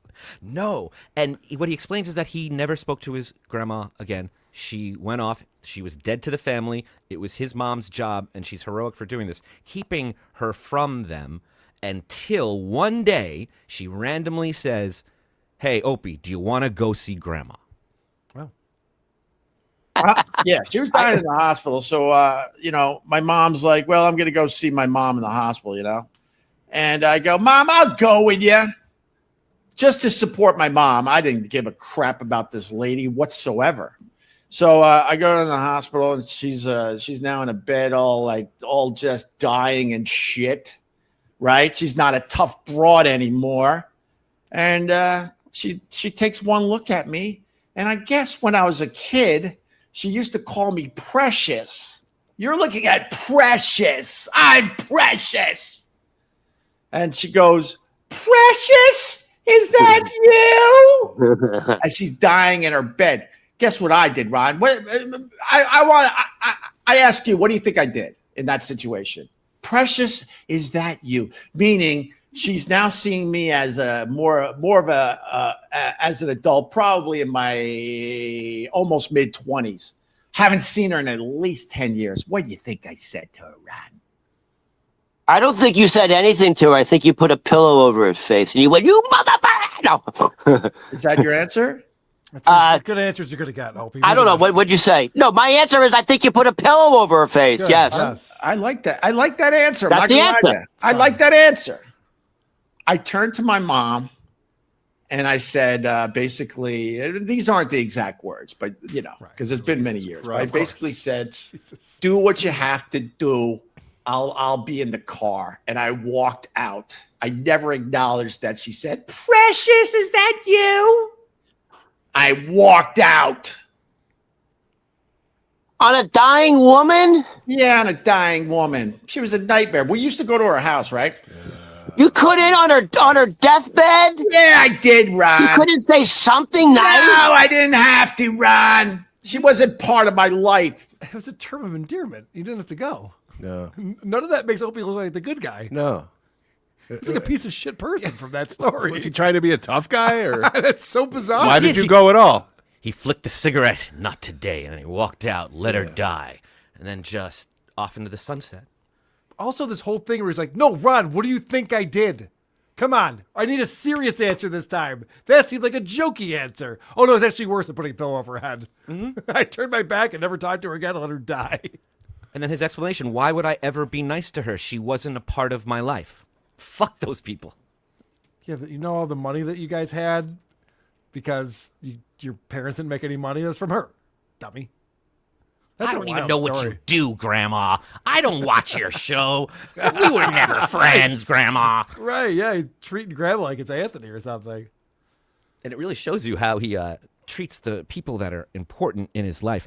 This is fucking him up, and he is dangerously getting into psychotic territory here. He, if you felt bad for him in that last segment at all, you don't have to, because maybe he just made all this shit up. Who knows? I might be getting some of this stuff messed up because I feel like my Aunt B lived in Astoria. Yeah, we started off in I Maine. said that. Wait, so then why am I saying my dad? Did they? I don't know. You're saying your dad had a fish market in Astoria. No, because I was like, well, I your think his mother lives on family a was beach from house. Astoria too, but my dad had Flushing roots. Oh my God, I gotta like brush up on some of this stuff. Stop it. Anyway, listen. So I would go to my Aunt B's house. Do you see what's Why is he happening so here? passionate about this? I mean, he has no idea what he's talking about. Because Ron is onto him.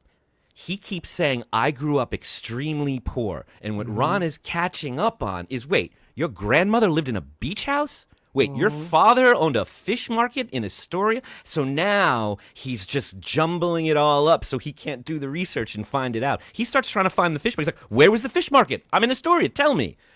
My uncle had an optometrist shop in the Flatiron building. I can show you exactly where it was, where it is. I used to spend time there. It's in all the...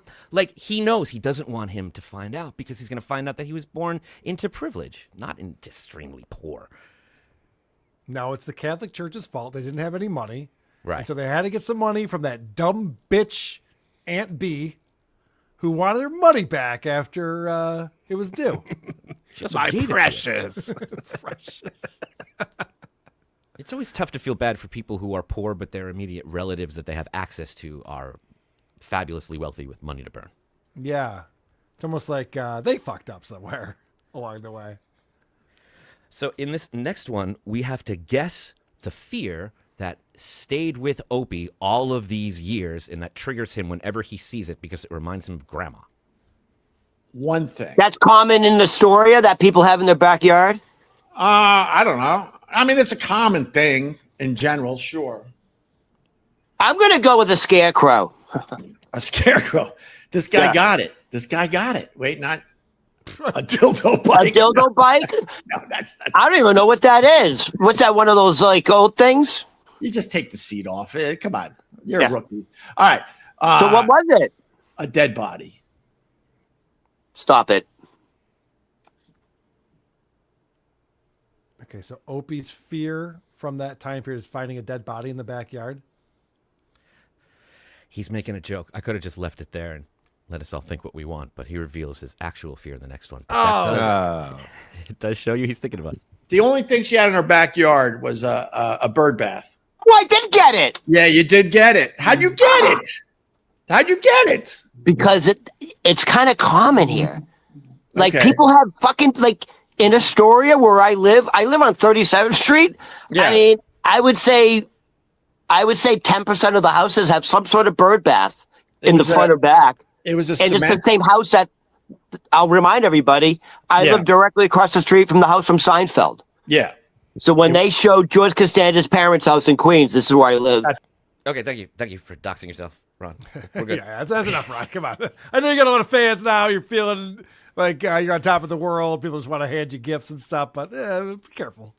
But real quick, I think I came to the conclusion as to why Opie hates WATP, and it has nothing to do with the podcast. Oh, that's interesting. And here's the other thing that triggers you. What? Look at my paneling.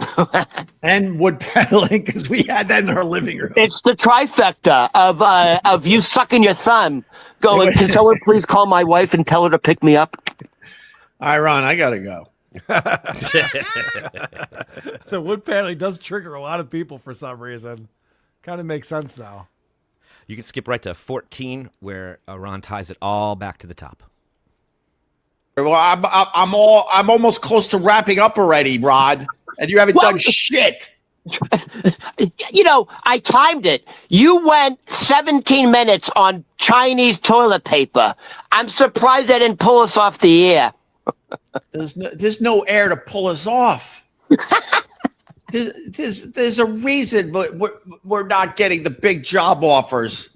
I go, Ron. I go, Ron, jump right in. 7 minutes later, you pop in. You're Seven. Where am Excuse I? me. I don't know what's going on. Excuse me. Well, And then you you think do it, some you, weird tangent about something that the ONA universe is doing right now. by the way, because of me, because of me, the Opie and Ronnie show started off with a fucking grand slam walk-off home run.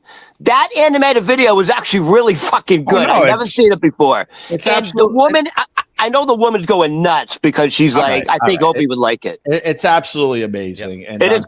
and I look forward to more on that. Okay, all right. Ron, give me your man card. You can't start off with a walk-off home run. That's not how walk-off home runs work, asshole. Come here. Give me that.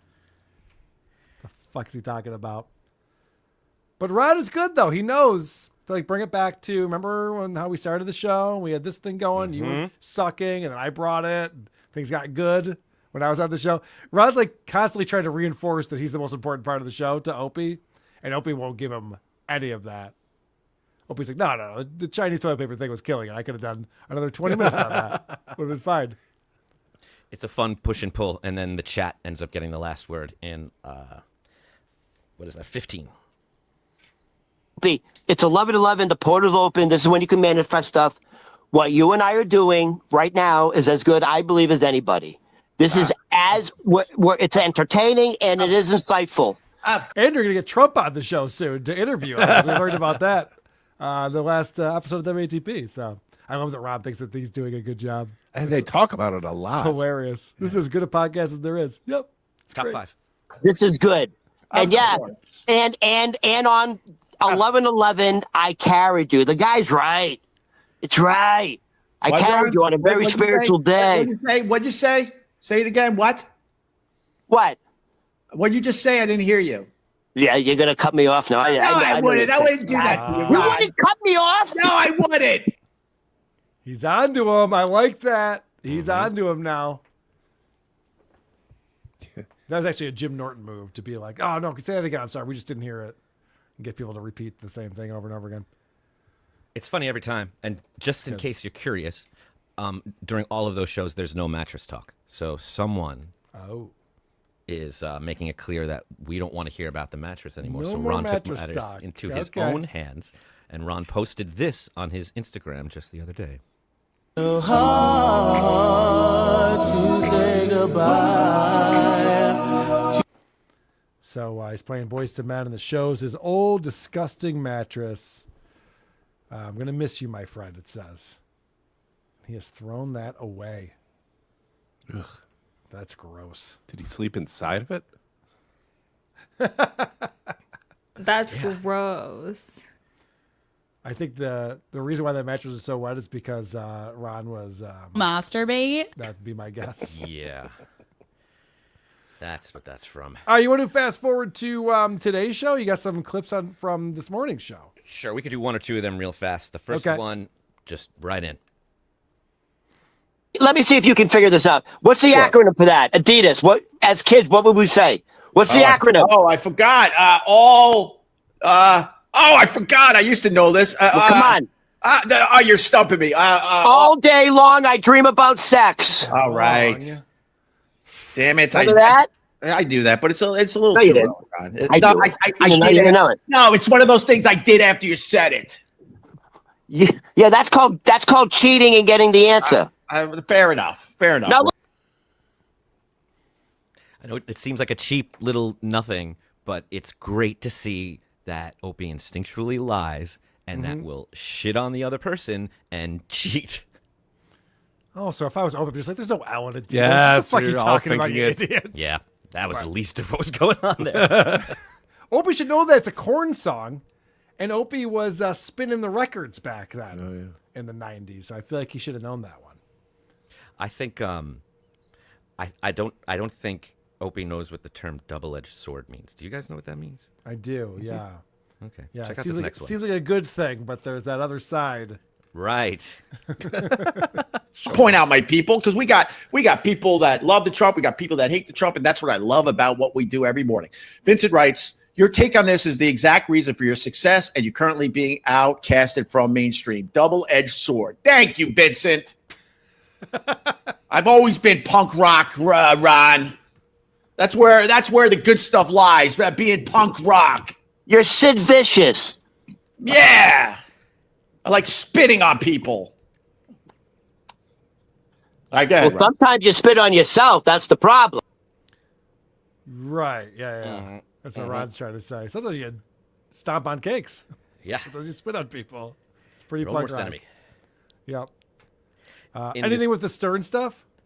Yeah, it's the same old bit, but I love that Opie thinks he has to get up early in the morning to watch and listen to Howard Stern. Right. Like he actually says that as if it's not just all day. That's so dumb. So it makes me wonder if he's lying. I dropped my daughter off, and I'm like, you know what? I'm gonna see what Howard Stern's up to. This Howard Stern. I don't focus on the low-level podcasters, even if they're doing better than me. Good for you. I don't focus on you guys. There's nothing going on there, and none of you guys are gonna break through and become big stars. I like to focus on the real players in this business. And Howard Stern, love him or hate him, he's still one of the players. I tune him in. Dude, I couldn't believe how boring it was. Low energy, long pauses, dead air. I actually, at one point, no one was talking for about 10 seconds. If you're not talking and you let 10 seconds go by without talking, you don't deserve to do this. And so all of a sudden, no one was talking. I literally went old school and hit my dashboard. Like, is there something wrong with my radio? Yeah, Howard Stern stinks now. Opie. Good stuff. I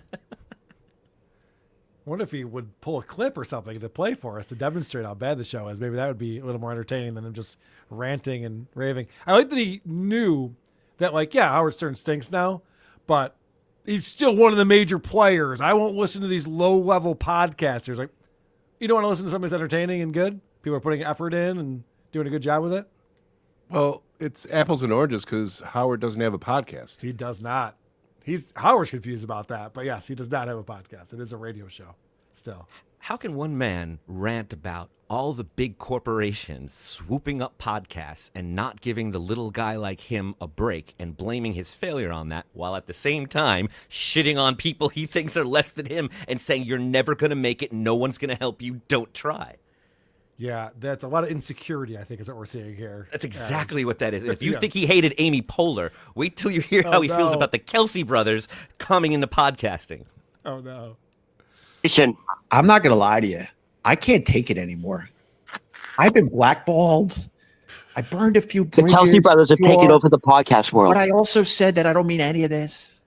I listen to Howard. You've been doing this for 30 back years. to school. He's boring as fuck. That's why when people try to say this sucks, I laugh at them because I'm like, hey, if you want things that suck, I can give you a whole fucking list, and it's a whole bunch of people on regular giant fucking platforms. And these Kelsey brothers, I can podcast. Oh, you can podcast, can you? They've taken over the world. Dude, it's like I said this a million Maybe they're just talented. times. A million times. The chubby one is. See what Ron said? He goes, maybe they're just talented. Yeah. And Opie cannot hear that. No. It's got to be a fluke. There's got to be a specific reason for it. It's a conspiracy. But he's There's such a some other pushover. reason. Opie has no backbone. Listen to him. Yeah. Not bad. The chubby one. And then the other one that very sharp. And the other one that's gonna be kicked to the curb as soon as his football career is over. He stinks at this. Yeah, but he likes the other one. Yeah, that's interesting. He likes the other brother. He likes Jason Kelsey, not Travis. Okay. I mean, he's my point. They don't belong here. Well, yeah, that guy's kind of funny. Right. Maybe you're just angry, Opie. And I think he realizes this and he completely shifts gears and tries the charm offensive to get his old job back in this last clip. And I should call up stupid Scott Greenstein and tell him, wake the fuck up. I got a show for you. I'll actually show prep if you fucking rehire me, you asshole. Maybe that's not going to work. But anyway, I'll actually show prep. Wow, I hope E-Rock is watching. I'm not watching the chat right now, but imagine that Opie actually does get the call and Opie, we've been seeing that you're able to censor yourself. We think you're ready for this. You ready to do a show where you show prep? I was like, no deal. There's no way Opie would Go show prep. screw. We noticed you've been getting up early every morning consistently, and that looks good to us. The only thing we need from you is show prep. Screw. I love that that's what Opie's thought. He's like, that's what's stopping him from getting hired. It's one of the things. Yeah. I'm sure. Your laziness, your lack of drive. Yeah. He really thought he was a woman at the side of the road just hiking up her skirt just a little bit, showing a little leg, and they're all going to come running. You want to see my ankle a little bit? The downward spiral continues. I love it. Thank you for covering that, Adam. Fantastic job. I was going to play more of that Scorch thing, but I think we're good. I think we're good. I think we get it. Scorch. I think we're caught up. Scorch has like what he calls a brain teaser, and it's just like a trivia question that he never gives the answer to. It's really stupid. It's on you to figure out if it's true or not. God. It's so dumb. We're going to play Is It Gay? We're going to poke a dabbler, voicemails, reviews, all that stuff coming up momentarily. But first, supertip.gg/WATP, Rumpled Trenchcoat of Columbo podcast coming in. If they did the ad with an African-American woman, am I saying that right? A woman. See, he has no comedic ability. He wouldn't do that. Rumpled Trenchcoat again. My kid has a fever. He's all the way up to room temperature. See what you did there. Anonymous. Piss off Wahhabi Bill Ron is mine. Go to Vancouver and get your own. Go screw. Vancouver. Yo, my Wiggins, the interview with Mikey was a dud. But a dud is what we call the cellmate of the whitest, dumbest dipshit in lockup. I'm an egghead now, just like Adam Busch. Wow, shots fired right there. Bradley says, Steel Toe interview was so bad I switched to WATB. Whoa. Come on. Guys. Yeah. I have feelings. I'm a person here. Jesus Christ. It's rough. Trideca 13. What's his name? Mistard? Going back to the guy playing guitar. See what you did. Steve C. You're consistent, Carl. That call sucked. It was your fault, and you owned it. It was your fault. But we love you, Gimpfoot. Well, thank you very much, Steve C. That segment dragged on way too long if you're referring to the This Little Piggy Mikey interview, and everyone hated it, and me. And rightfully so. Troy Smith, I prefer blurry face Opie if you want to know the truth. Thanks, Troy. Trideca again. Precious went on to become Lord of Ringlight. Joke's on you, dead lady. Mm-hmm. The Lord of the Ringlight. Mostrate says, Aaron snitch on Mikey before TLP. He want to take it back. Oh, maybe that's why he's calling the correctional facility to be like, no, Mike is a good one. He said I was Larry Bird. Never mind. He's cool. We're cool. A lot of theories out there. A lot of theories. All right. We've been dragging this on long enough.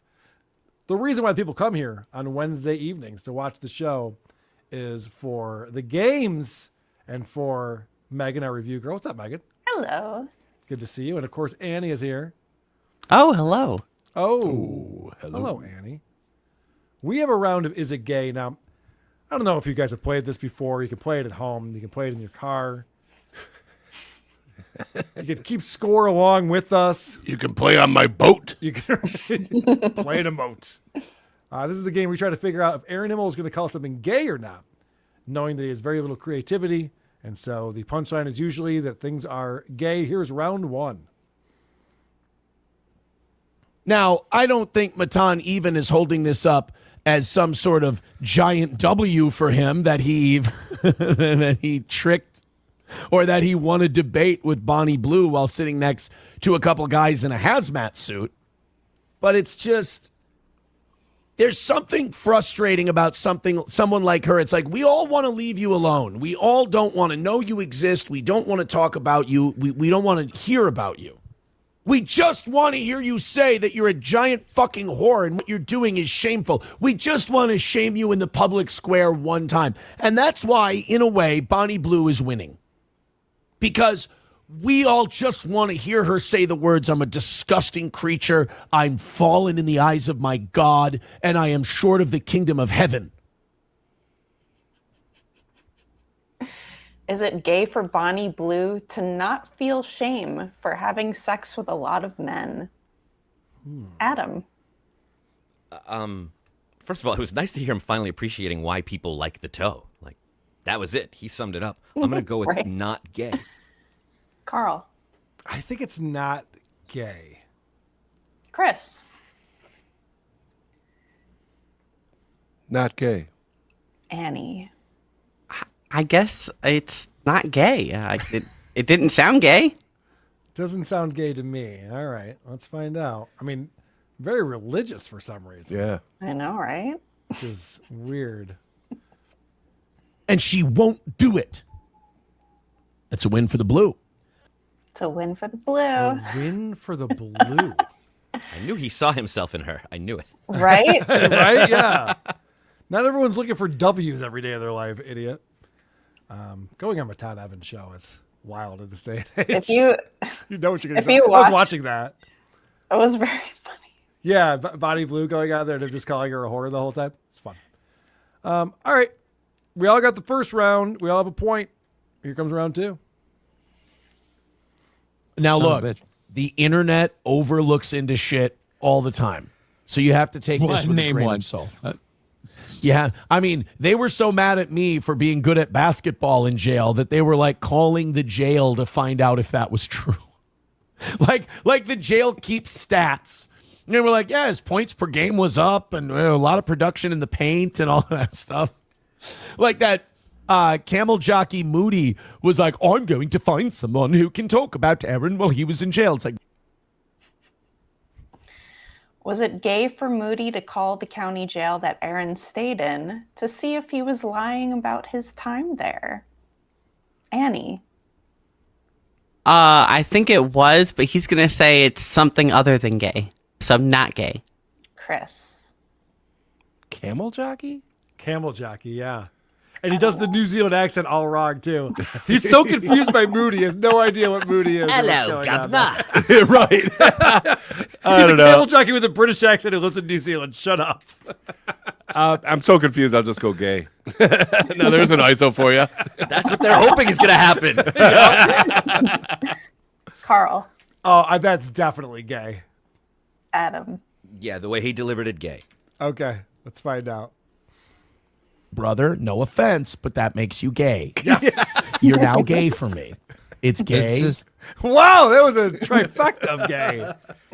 All the gay. Annie, for shame. 3 gays on that one. I took a risk there. You did. You did. I appreciate that. All right, we're going to round 3. You cannot kick her out because now you're a landlord who's kicking out some poor down on their luck person and they get to stay there. The problem is this guy lives there. The place is his. Just kind of sidled her Or way hers. in. Sorry. She dresses up her dog. I hope the squatter stays there forever and burns the house down. Forget it. I was really ready to be on her side, but she's got her foo-foo dog in a sweater. In a pumpkin thing. Aaron, didn't you let Gordy wear some kind of costume for Halloween? Nope. Not at all. Is it gay to dress up your dog for Halloween? Chris. It is. Yes. Carl. That's really gay.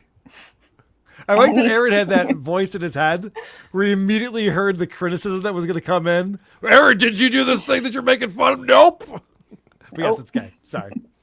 Annie. It's got to be gay. Adam. He will say it's gay, but it makes me hate him so much what he's saying right here. Oh, you like dressing up dogs on Halloween, Adam? No, I always thought it was the stupidest thing you could ever do until I got a blue-nosed pit bull and a girlfriend dressed her up against my will. And when this dog came out, she was so fucking proud of this outfit. I had no idea they actually like this shit. So I try not to speak for other species. Next week on WATP, we're going to have photo evidence of this pit bull dressed up for Halloween. You got it. All right. Her name is Maud. She's the best thing ever. It turns out she loved being dressed up. Aaron has all the answers. Gay only goes so far with me, whether you believe that or not. So I believe that was gay then. Yes. All right. So yes, he did dress up Gordy. on Halloween. All right. We're through 3 rounds. We're going to round number 4. Now, remember, we go 5 rounds, and the final round is a 3-point round. So everyone's in the game still. It's a very close one. And I don't know what I just did, but that's not what I wanted to do. Okay, here we go. All of them have all of them have drill attachments. It's dear all gay. Oh, no. Lord. Dicks and pussies that you unscrew your drill here, and then you drop the cock or the pussy in, and then you tighten that back up. So wait a minute, you're gonna stick your dick in a fleshlight, and it's gonna spin at high speed, and then you're or gonna what? turn a drill onto your cock.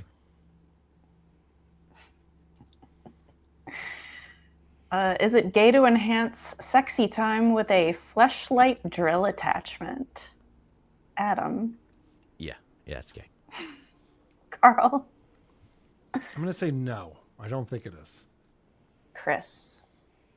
I'm also going to say not gay. Annie. Not gay. Okay. Adam could pick up a point here. And you're gonna really? Dude, you've got a sex addiction. You've got a real fucking problem. All right. All right. All right, we're picking up some points here. We're going into round 5. Producer Chris, what's this current score? You and I are tied in the lead. With 4 points each, I believe? Correct. We are perfect in every way. And humble. And never forget it. All right, round 5. Mr. Q with some great advice says, Aaron, don't worry about your looks. There's nothing you can do about it. You can't fix them now. That's sage advice. You know, if we were in real life just having a couple beers, that'd be a really sweet thing to say. But since you're on the internet. Is it gay to comment on another man's looks on the internet? Annie. Not gay? Carl. I think it's gay. Adam. Gotta be gay. Chris. Definitely seems gay. I will go gay, but I feel like it's a trap. It is a trap, Chris. All a trap. You and I, what's Wednesday night? We should go to Mass tonight. I'm going to show you that it is a trap. Let me do the response that everyone's going to have. You're gay! Shut up! All right. Everyone's going to have. You mean your response every time, Aaron. Are you trying to pin this on us? I stand corrected. I think we're the problem. All right. What are the scores right now? I know I'm asking for a lot of math right now. You and I have 5 points. Okay. Adam has 4, and he's got 3. Okay. So again, it's anyone's game. The way this round works, it's not is it gay. We are going to watch the setup to this, and then Megan's going to give us 3 different choices of what Aaron's going to call this. We have to figure it out for 3 points and the victory. Game was that strong. King Kong Dong says you don't want too many assists in jail. They'll take it the wrong way. Assists. Yeah, it has ass in it. Nobody's fucking anybody. Dude, if you fuck somebody in the butt in prison, you're doing what you have to do to survive. If you fuck someone in the butt in county jail, I got news for you. I got nervous right there because it's a similar sentence. I didn't want to screw up like I did last week. All right, Megan, what are we looking at here? If you fuck somebody in the butt in county jail, are you desperate, lonely, or gay? Oh. Desperate, lonely, or gay? I'll start with Adam. Do you want to call a friend? Do you need a lifeline? I'm just going to try to put myself in that situation. Don't think too hard. Yeah, it was so distracting how uncomfortable he was talking about dick and pussy, but just how like fucking in the butt just came right yeah, out. he loves so that. comfortable. It's so funny. I'm gonna go with lonely. Carl. I think it's gay. Chris. I gotta go gay. Annie. Then I have to go desperate if I want to win. All right, that's right. That's how the game works. Come on, gay. Please be lonely. Please. Be That lonely. means you're gay. Yeah, You're a homo. Producer Chris and I tie for the victory today. We're having a gay off. So, Megan, I need you to put together a tiebreaker round for us right now. Get that over into my inbox in the next 2.5 minutes. No. It's all right. I don't mind. I don't mind That's the tying. correct answer. You win. I don't mind tying my buddy Chris. We'll Good see game, who wins everybody. to poke a dabbler. Yeah. Then Good they'll be game. the ultimate winner. Someone has to win that one. Cardiff is just He's too been killing big it. for his britches. He's been killing it lately. All right. This is I believe Carter's going to tell us everyone's favorite new game show. Let's find out how he intros this. It's time for everyone's favorite new game show, To Poke a Dabbler. What do you say, Carl? And the other guy? Are you ready to poke a dabbler? Now, there it is. All right? Brennan tweets this out. Dumb. First of all, if he was really bright, he would have written it correctly. It should have been dumb, dumber, and dumbest. You don't use two N's. But, Kev, you wouldn't know that because you didn't even go to college. So I can't even fucking I can't blame you for being that stupid. But all right. And then he hashtags it dabble stock. Oh, who came up with that? Pinky, pay the piper. Come on. Well, Chug, chug, chug, chug, chug, chug, chug, chug. Let's get into shape. not gonna do it. Not gonna give me any credit. But this is the thing that really bothers me. I don't give a shit with Brennan. Brennan is a hack. He's a hack. But so well, you know what, Davy Cakes? If Brennan did 4 years, St. Joe's, what the fuck is that? What did John say next? Here are your choices.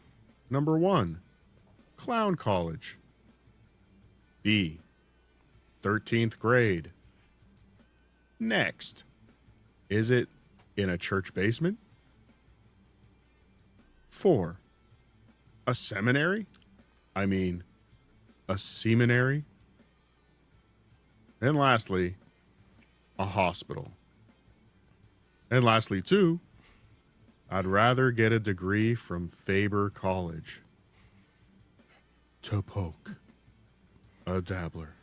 All right. I think he's going to see the St. Joe's. I'm going to go with next. Is it in a church basement? What say you, Adam? Yeah, it's either that or lastly, but I'm going to go with B. Okay, go 13th grade. Okay. Annie, what do you think? Number 4, seminary. Okay. Megan? I'll go with 1. Clown College. And producer Chris? I also went with 1. Really? No one's taking a hospital. Okay. Damn it. Let's find out. But this is the thing that really bothers me. I don't give a shit with Brennan. Brennan is a hack. He's a hack. But, so, well, you know what, Davy Cakes? If Brennan did 4 years, St. Joe's, what the fuck is that, a hospital? Oh, fuck it! Yeah, another show. God damn it, I knew it was hospital. Cardiff wins again. God damn it. We're the worst. We deserve it. I hate it Not so a much. show for it.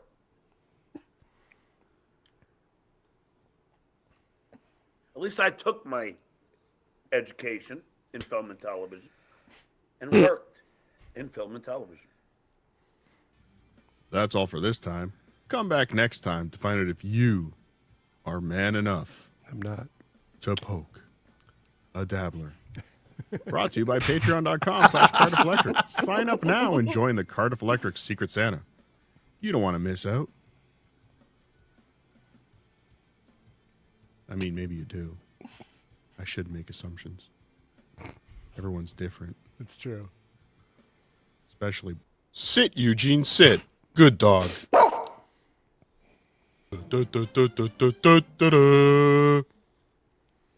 Cardiff, great job as always, my friend.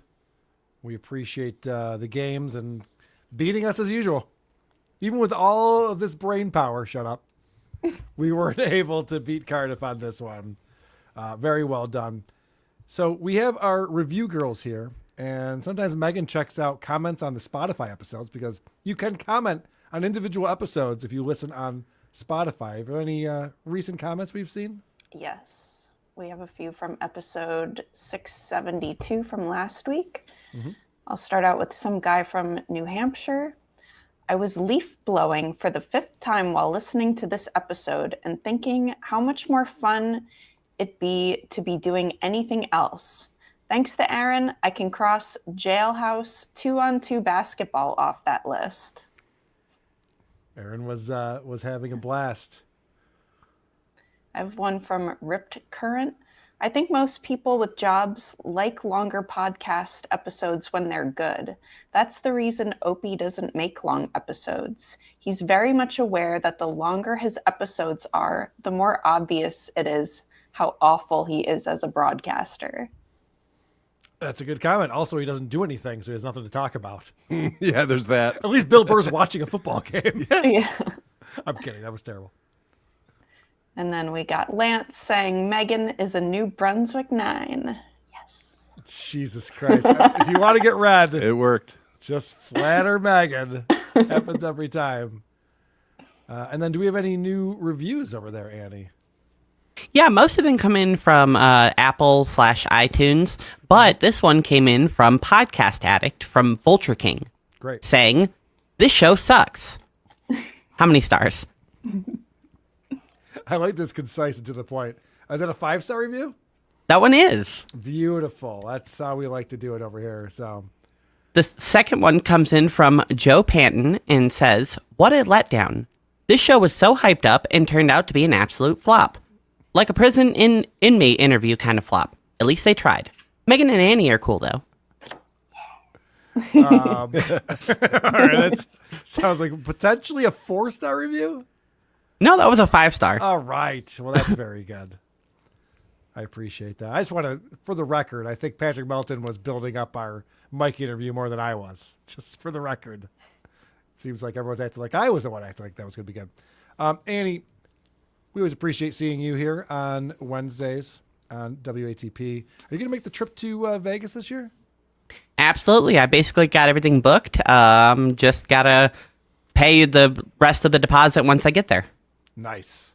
I just got a notification. It looks like the government might reopen, so maybe airplanes will be traveling to places. That would be nice. That'd be helpful. So to remind everyone that Hackamania.com tickets are on sale, early bird special. The prices won't last long. So go, and Melton does this every year. He tells you, buy them now. They're going to get more expensive, and they always do. So definitely recommend going to Hackamania.com and hang out with us April 10th through the 12th. Annie, where can people find you? I would like them to go to my YouTube channel. So go to youtube.com/@insanity. INSANNEITY. Very good. And Adam, any plugs today?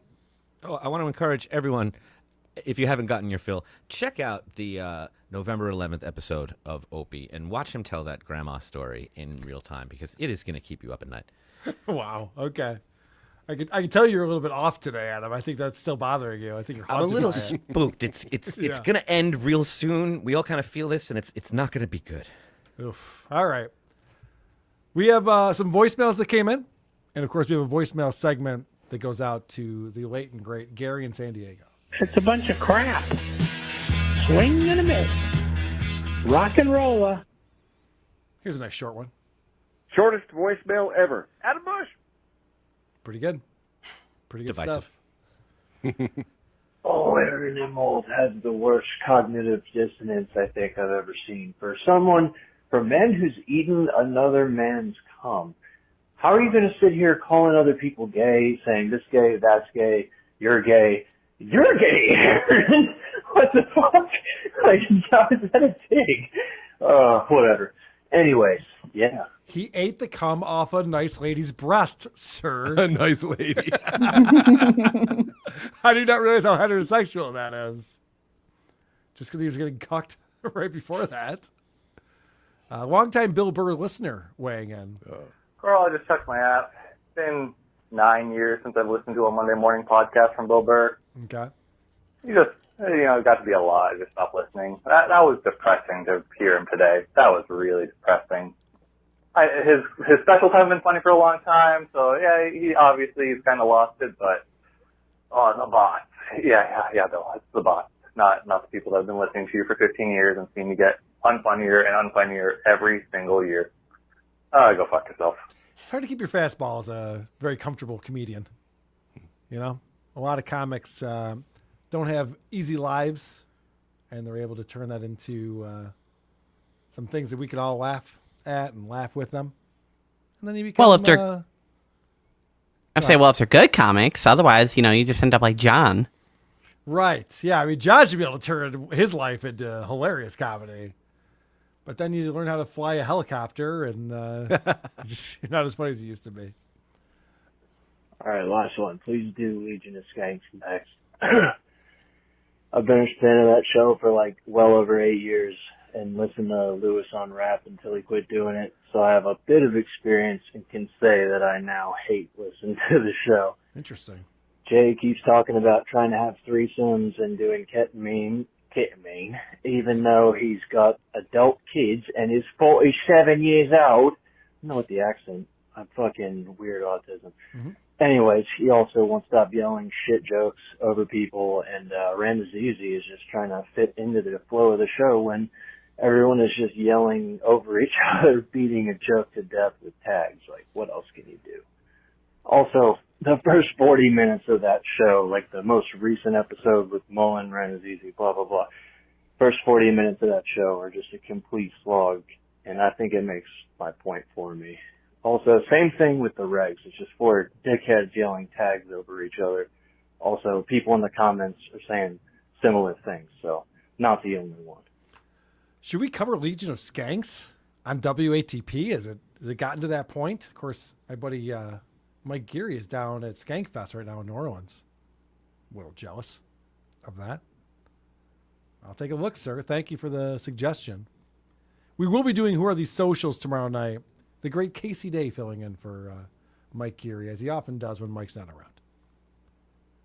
Nice Doug called in to the show. Hey, Carl, it's Nice Doug here. Just calling with a correction. Oreos are not banned in other countries, and they're not virtually poison or whatever you said. This is like Facebook shit my mom sends me, so, it's a real boomer thing to do. And again, it's one of those things where I wouldn't take food science advice from Ron the waiter, or he's probably getting this from RFK Jr. or some shit like that. So, hey, just a friendly correction here. Also, let me know what you think about me coming on in December. All right. Love you, producer Chris. Oh, I see what you did there. Gotcha. I know. He does have dates in with me. I've not gotten back to him, so I'll get that confirmed with you, Doug. Why is he defending Oreos? Well, I think what Ron was saying, and I didn't look into this at all. I think he's saying that the ingredients are different in the Oreos because a lot of the food in fast food restaurants are different. They use different dyes and different packaged foods. So I think that they just make Oreos different for the U.S. consumer than they do overseas. But I don't care. I don't eat Oreos. I don't give a shit. What did I see at the deli the other day? They have a Reese's Oreos combination where it's like an Oreo cookie shoved into a Reese's. You guys heard about this? You guys see this? That's wild. Gay. Yeah, that's not what God intended. It seems horrific to me. Yeah, I even said I would eat it. Don't get me wrong. Seems but different and outside of my comfort zone. Yeah. I feel weird about it. I feel don't like icky. it. I'm turned on. A I little don't know what to curious. think. A lot of feelings. We have a lot of celebrities that call into the show. Mm-hmm. Some of them are bigger than others. Yeah. Barack Obama. You guys might remember him as a president of the United States. Mm-hmm. Big fan of the show. And he called in again to weigh in on something that we were talking about. Oh, good. This is WATP Obama. Carl, I would love to know why you are pulling me into this crispy chicken nonsense. Producer Chris is right. Gas station chicken is excellent. And so is Steely Dan. Oh. Sasha and Malia. What do you think about that? No, I don't know how to. Now you don't know. You don't agree with Obama anymore. You thought he was all on your side. Maybe I gotta reinvestigate Steely Dan. You do. Have we talked about gas station chicken with this current crew that we have on here? Adam, what say you? We've heard of it. You guys have mentioned it. No, what's your thoughts on it? Do you eat gas station chicken? Are you a fan? No, what the fuck is wrong with you? Thank you. All right. Annie, what do you think? I can't imagine it being good. I've had it once and it was awful. Okay. Megan? I don't think I've had chicken from a gas station. I knew it. If we had Wawa out here in California, that would be different, but I don't really go to the gas station for food. See, I like gas station pizza, but... All right. Don't try to get in Tuki's good graces here. I like that Megan's a classy lady. I had a feeling she would say, gas stations aren't where you eat meals. Well, I didn't eat it at the gas station. I know. You got it delivered to Grubhub. Whatever. It's not the point. Wait, there were other options and you picked that one? That's it. Thank you, Adam. That's why I'm like, what? There's restaurants out there. Because Tuki's a poser. Like, he just wants to pretend to be a man of the people. He led us all to, what was it? Not KFC. White Castle. White Castle. White Didn't Castle, order yeah. anything. Went to a fancy restaurant on his own, but took us there. That's what happened. Finally, the truth. This is the beginning of Tuki's downfall. Thank Finally, The turn. Adam's not afraid to speak about what's really going on with this Rocco character. He was supposed to go on Steel Toe because Aaron invited him on to his show on Thursday because Aaron's trying to do this thing. He was like, I like Rocco. I don't like the other guys, you know? And so he's trying to divide and conquer. So I texted Rocco today. I'm like, hey, are you going on Steel Toe tomorrow? He goes, I never got the invite. Oh. That's too bad. More gaslighting. I want to go on Steel Toe. Have me Yeah, on, me too. Aaron. I'll So play you as guys, a gay. that'd be fun to play that Yeah. with him. He would know the answer too. He'd probably nail it. My speech coach calls in from time to time. He's always disappointed. Yeah. And I understand. Well, he's got the month off, so I have a different speech coach. Hey, Carl, this is your backup speech coach. I'll be taking over this week's session. Okay. First one is today, not today, today. Second one, program, not program, program. Third one, experiment, not experiment, experiment. Number 4, exactly, not exactly, exactly. Interesting, number 5, not interesting, interesting. Fuck. All right. My speech coach shouldn't be calling me a dumb fuck. Why did they even hire this guy? I need to make more progress on that. I apologize. Rumpled Trenchcoat, who we see in the chat all the time, calling in to weigh in on Aaron. Hey, Rumpled Trenchcoat checking in here. To paraphrase Stuttering John, I don't want to shit on a dead horse, but I don't know the big deal about this Aaron revelation of him telling the truth, at least in prison. I still find it unusual that there could be a place with a basketball and a basketball hoop and a group of men with nothing to do and no place to go, and it took a tall, scrawny white guy to say, hey, maybe we should play with that. But it is what it is. So let him have his big fish moment, and then he can ponder why the only time he seems to be affable and at home is not with his family and not on the show that he creates and controls completely, but in jail. Well, he hates those. I don't know if that's a big win for the two. It's not. Anyway, please put me down for gay, not gay, bonus round weird. Thank you. Bye. He won. Holy shit. Damn it. It's amazing. A couple more here. A boner guy wants to weigh in on the Mikey interview. Hey, Carl. Do you know, I've heard that some people are saying that the episode of This Little Piggy with the Mikey interview was the worst one yet, but those people are wrong. I assume they're forgetting or didn't see the Keanu interview one, which was absolute dog shit. Or even when Rocco did his very painfully accurate Gino impression, which made me wish I couldn't hear things anymore. But really the bigger story here is, actually This Little Piggy isn't really that interesting, is it? Because Aaron's just a boring geek. But you know what makes it brilliant is the absolutely brilliant theme song, which I know all of the words to, apart from the bit near the end, which goes, every week we cabbage splode tune into This Little Piggy's show. What does it actually say there, please? Thanks, mate. Every week we recap it slow. Every week we recap it slow. Yes, because you recap it slowly. Makes sense to me. I think that's probably true. There's a show in town, it's going down every week. We don't have time to get all the way through that right now. But it was nice to hear Moody call in. That's what Friday's voice, for. Carl, I don't know, dude. You gotta pull it up. Stephanie Miller posted on Twitter. She has pictures of herself crawling on her knees, kissing the feet of Jasmine Crockett, the congresswoman from Texas, the fucking dud. Stephanie Miller is kissing her fucking feet on her hands and knees, bro. You gotta pull that up. All right, later. Goodies fact. Go Bills. Go Bills. Go Bills. Yeah, we did pull that up. That was wild. Yep. Megan, I just realized something. I didn't play your stinger. Oh, very, okay. very unprofessional. No, it's not okay. We'll pop it in post. Is it weird or is it gay? What will Aaron say today? Is it gay?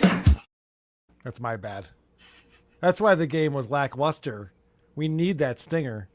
Oh, you're mad because you and I both won. You're like, lackluster. I thought it was full of energy. It was amazing. Yeah, it's the greatest one yet. You're right. That's a good point. Okay. I gotta go. Bye. I gotta go. I gotta go. I gotta go. I gotta go.